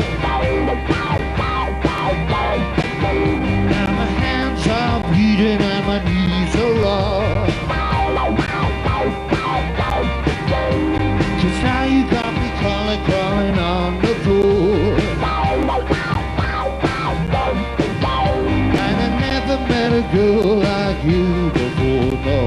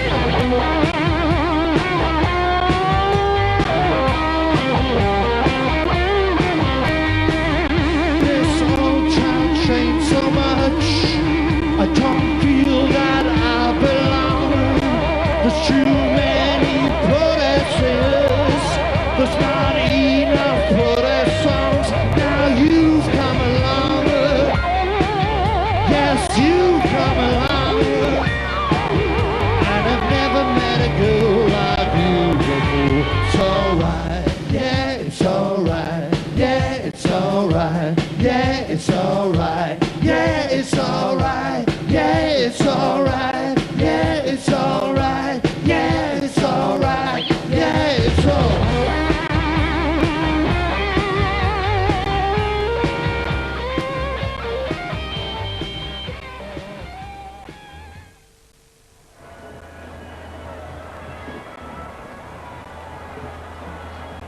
Hello.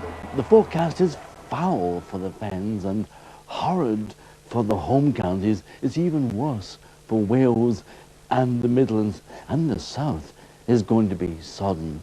The north will be nasty and Ulster will be ugly, but Scotland will be bonny and bright all day.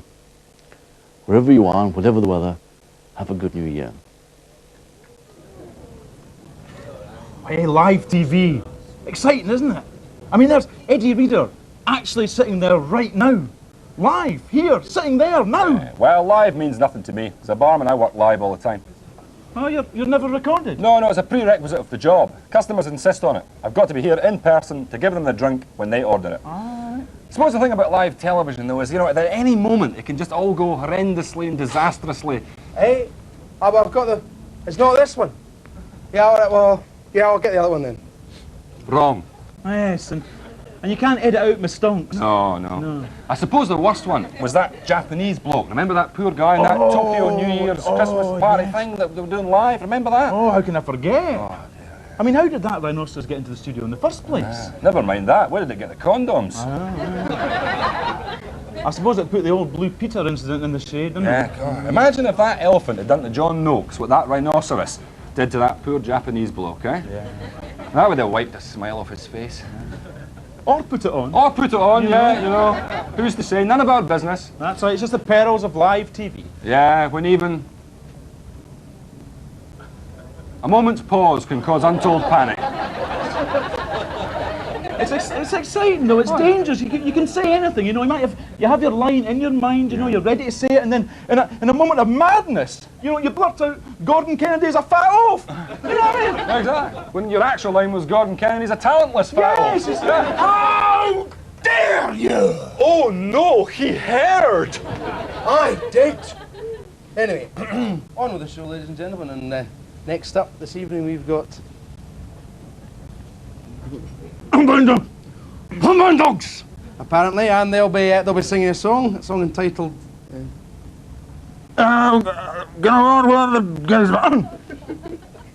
Singing the song you're about to hear. Yeah, that went well, didn't it? Oh. Oh, Ginnaywar, the Gaddy runs, the Gaddy runs, the Gaddy runs. Ginnaywar, the Gaddy runs, the back of Berkey. Well, I never had but twar a glance, twar act bonny lads. Never had but twar a glance, a dearly courted me. Oh, Ginnaywar, the Gaddy runs, the Gaddy runs, the Gaddy runs. Ginnaywar, the Gaddy runs, the back of Berkey. I Jean was killed at the Lauren Fair, at the Lauren Fair, at the Lauren Fair. Jean was killed at the Lauren Fair, the other was drowned in the Dee. Oh, Ginnaywar, the Gaddy runs, the Gaddy runs, or the Gaddy runs. Ginnaywar, the Gaddy runs, the back of Berkey. We'll be crowded and sit thick on them, thick on them, sit thick on them. They're crowded and sit thick on them, they couldn't affect no flee. I Ginnaywar, the Gaddy runs, the Gaddy runs, or the Gaddy runs. Ginnaywar, the Gaddy runs, the back of Berkey. Yes, you are.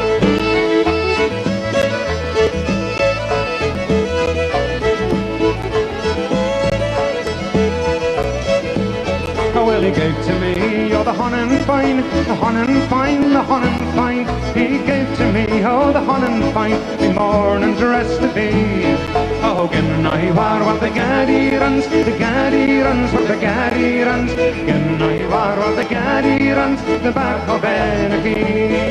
And I gave to him all the linen fine, the linen fine, the linen fine. I gave to him the linen fine, his winding sheets to be.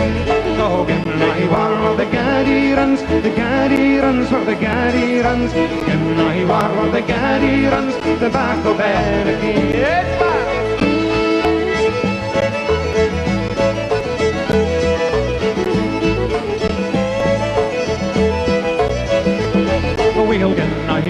the Gaddy runs with the bonny broom and the yellow ones. Again I war for the Gaddy runs at the back of Benny. Again I war for the Gaddy. Again I war for the Gaddy at the back of Benny. Again I war for the Gaddy. Again I war for the Gaddy at the back of Benny.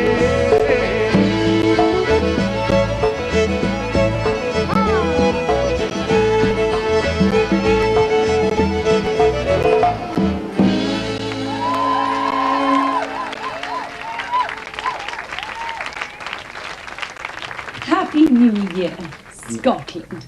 Yeah, we're in Scotland and it's Happy Hogmanay. Now, Sally doesn't know this, but I've actually got a particular resolution I want to make this year, and that is I'm going to be much, much nicer to her. Oh, that'll be nice, Henry. Wherever you are, whether it's alone drinking in your bedsit, and we've all done that, or out at a party in a crowded room feeling awkward, a very happy New Year to everyone. And I think the thing about Hogmanay is you should be with people you love and in the country that you're born in. Happy New Year. Yes, I mean, that's all very well, Alan coming, but actually if every expat Scot came back here for Hogmanay, the entire country would be like this. Well, Happy New Year, mate, how you doing? Yeah, it's all right. Anyway, another tradition of Hogmanay is blending the new with the newer. For instance, I've never done that. And something else, of course, is that we're about to introduce the brand spanking new 1996 model of Midge with the title track from his new album, Let's Hope It's a Hit, folks. You heard it here first, Pop Pickers. And the title of the album and the song is, of course, Breathe.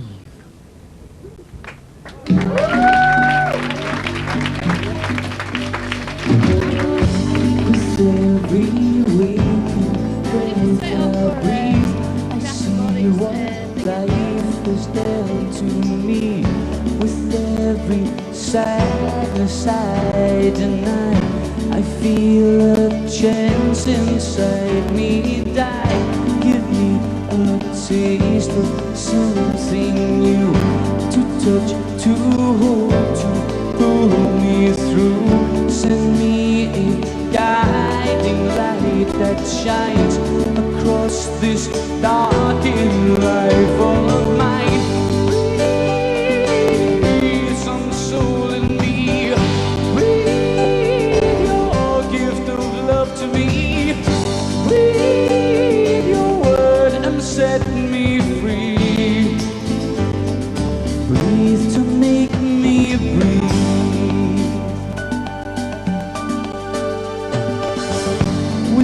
Every man who built a home, a paper promise for his own, he fights against an open flow of lies and failures we all know.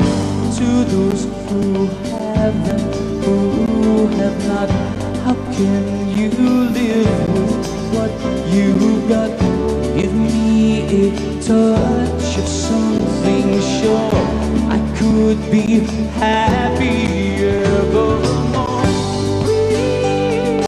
Breathe some soul in me. Breathe your gift of love to me. Breathe your word and set me free. To see, to make me breathe. Breathe your innocence to me. Breathe your word and set me free. Breathe to make me breathe. This life prepares the strangest things, the dreams we dream of, what life brings. The highest highs can turn around to sow love's seeds on stony ground. Breathe, breathe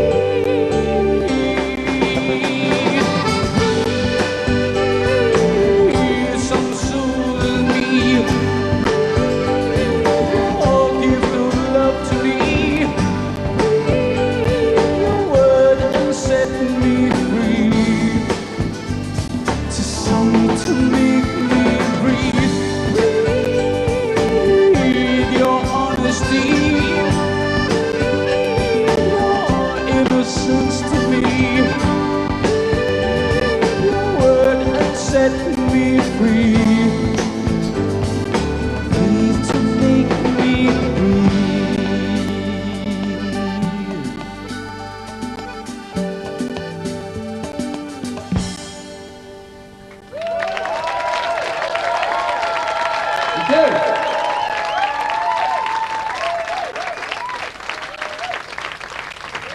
So, you know, as a barman, do you have any predictions for the new year? Predictions? No, I don't believe in it, mate. There's no point, you can't predict. You can't predict anything. Okay, you're probably right, yeah. Of course I'm right. Yeah. Could you have predicted that? Could you have seen that coming? Of course not. Of No. course not. I mean, exactly. I mean, things like that just happen, don't Yeah. they? You know, they just. I mean, the chances are, you know, I won't snip off your new Christmas tie, you know? But you just never know. That's right. That's right. I mean, exactly. Give me your watch. Sure. Now, if I went to the bookies and said, you know, what odds I'm going to smash your watch with a Yeah, hammer, okay. you know, what would I get? 1,000,000 to 1? Probably, yeah. And whereas some things are completely predictable. Should old acquaintance be forgot and never brought to mind? I mean, it was perfectly obvious that we were going to sing Auld Lang Syne to the tune of Son of My Father by Chicory Tip. You see it coming a mile off. Yeah, it's the things you can't see coming, like physical violence. You can't see that coming. What you know, do you mean? Well, it's just it's the visitation of violence in a person. It's always unwanted. You know what I'm saying? So it's like, I think the word is unexpected. Exactly. Yes, you see? And the director of this show could never possibly know that we're just suddenly going to walk off in mid.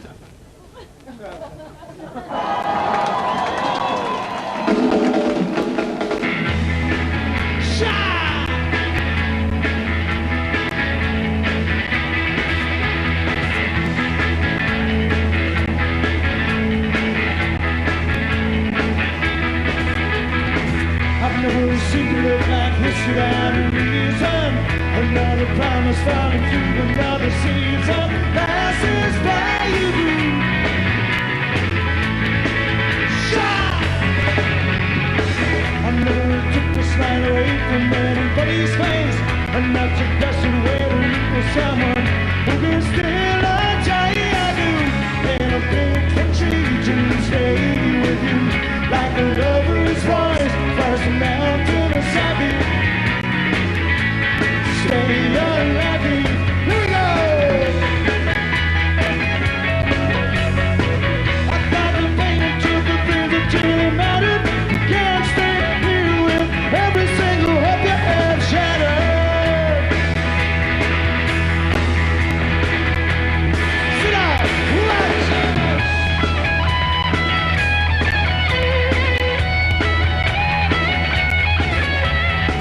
I'm not expecting to grow flowers in the desert, but I can look and breathe and see the sun.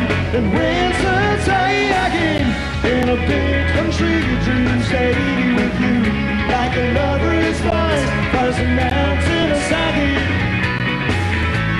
Stay unlucky in a big country, dreams stay with you like a lover's voice, first a mountain of Sagi.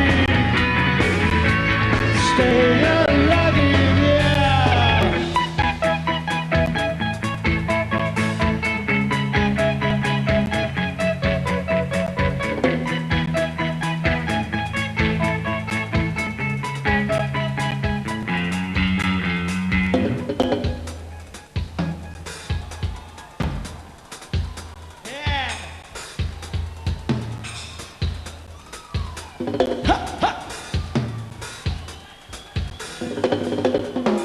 So take that look at a figure, it doesn't fit you. Because it happened doesn't mean you've been discarded. Pull up your head off the floor, come up screaming. Cry out for everything you ever might have wanted. I thought the pain and chose the things that really mattered. You can't stay here with every single hope that has shattered.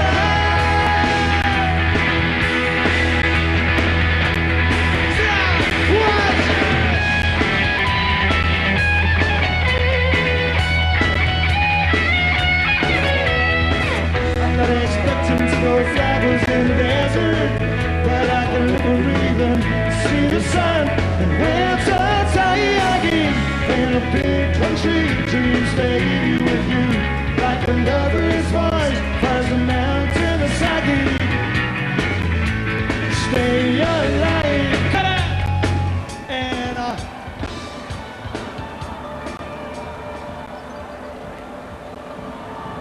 Okay, thank you very much, guys. Thank you. Fantastic. Wasn't that I don't know if they can hear me, but anyway, brilliant? never I mind. think they probably could. You know, around about now, I think it's the time, and I could certainly go a wee hook. It's interesting you should say that, Larry, because you know I have come over all desperate for a week. Oh, we can a hook. Will we getting out of the cold? I think so, and there's going to be weeks and hooks aplenty inside, ladies and gentlemen. So kick off your shoes, push back the sofa, grab your partner, your teddy bear, because Ali and Natalie and the rest of the gang are going to give us their best arm-wrenching, leg-tickling, thirst-making reels. Take it away, guys!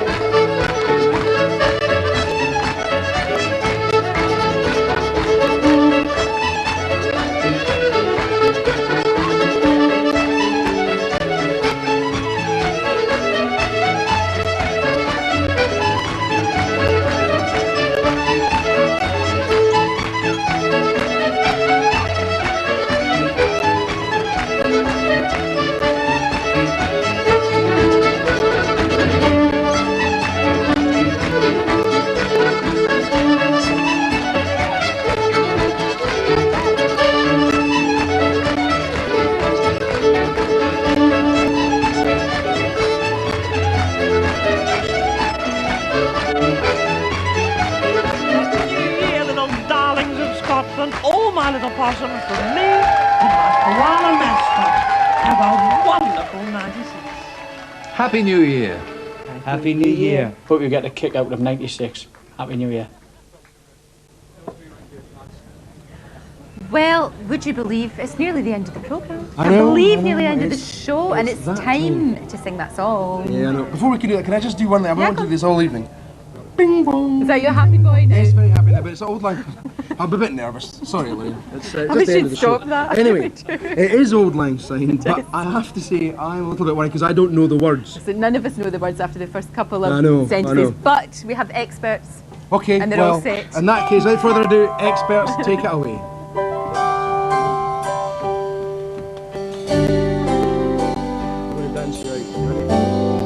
I want you to do it with Be forgot and never brought to mind. Should old acquaintance be forgot for the sake of old lang syne? For old lang syne, my dear, for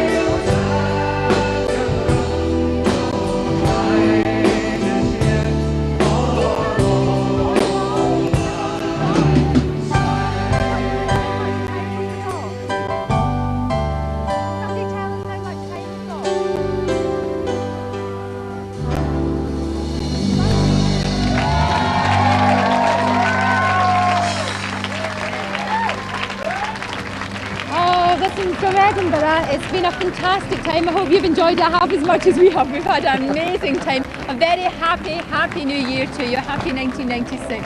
Yeah, it's been absolutely fantastic. I think this party is set to go on for, I don't know, about another 5 weeks. I've got to say a special Happy New Year. There's a guy up there on the top of the concert hall. He's been there all week getting pictures for us. So please, Happy New Year to that big man over there. His name's Lawrence Mackay. Happy New Year, Lawrence. I hope you defrost sometime in 1996. And he's done very well. Everybody has. We've had such a great time, haven't we? So listen, on behalf of all of us here at the studio and all over who's taking part in this programme, thank you very much for watching and a very Happy New Year. New Year.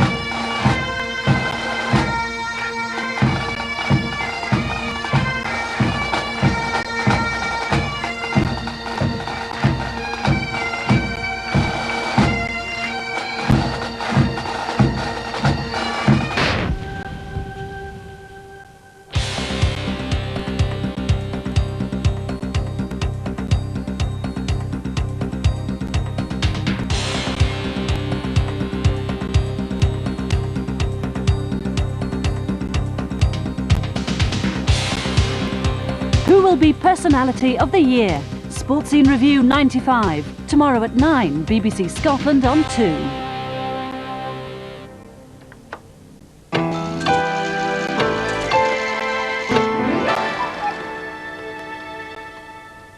This is BBC Scotland on 1.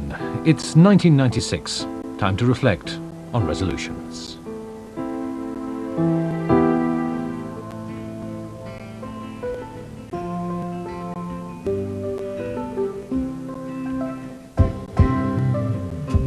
On January 1st of 1995, I found myself sitting in a restaurant with close friends, declaring my resolution, which was to be less frantic. I had really no idea about the year that was coming when I said that. There was always this fear that something was going to happen with my dad. He suffers from dementia, and we'd managed to push it as far as we could for him to live alone in his house. But suddenly it became very obvious that this wasn't going to be able to go on. My mother died 4 years ago, and I live in the United States. So we made the decision that this was the time to go into a nursing home. And he looked at me and just smiled. Your hair's driving nails in my hands. Laugh at me where you stand. Say it isn't me. There'll come a day when you will see. 'Cause I'll rise again. Ain't no power on earth can tie me down. Yes, I'll rise again. Death can't keep me in the ground. One of the difficulties of this year has been the fact that I became my dad's parent, and so did my brother. Neither of us experienced it being parents, so we had to just do what we could do. Role reversal is extremely painful. There are days when the pain is so great that it physically hurts. You watch the parent unlearning, not maybe every day, but there's a gradual decline, and you can't do anything about it, but you have to keep going in with a smile and with hope, because you know that they're dependent on other people's optimism and practicality and hope.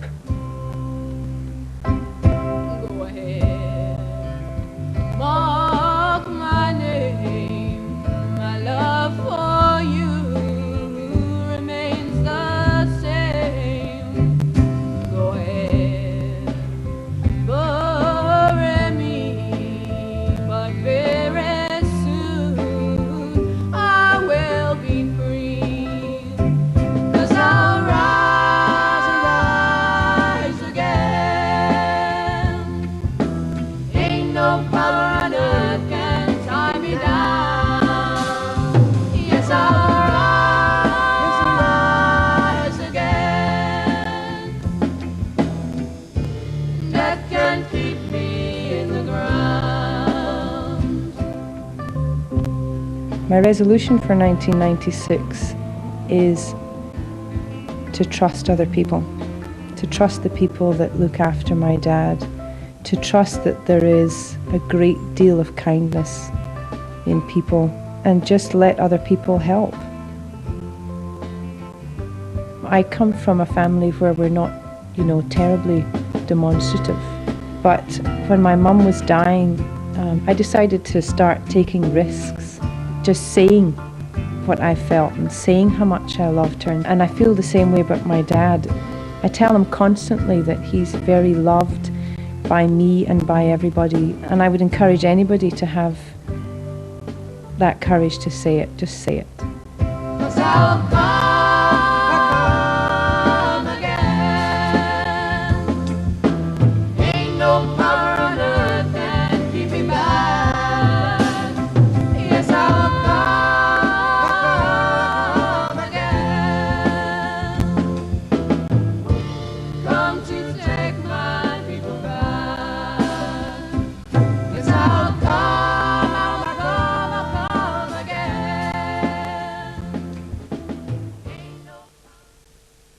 New Year's Day on BBC Two.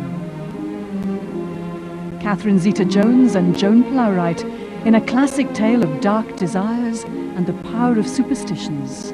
Thomas Hardy's Return of the Native.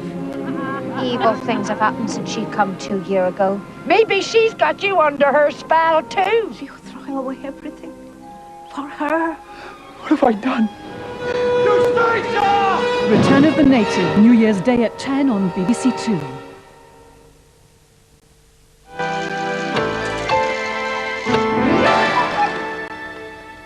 You're watching BBC Scotland on One. Despite the new year, some things never change. For them, every year's a carry-on.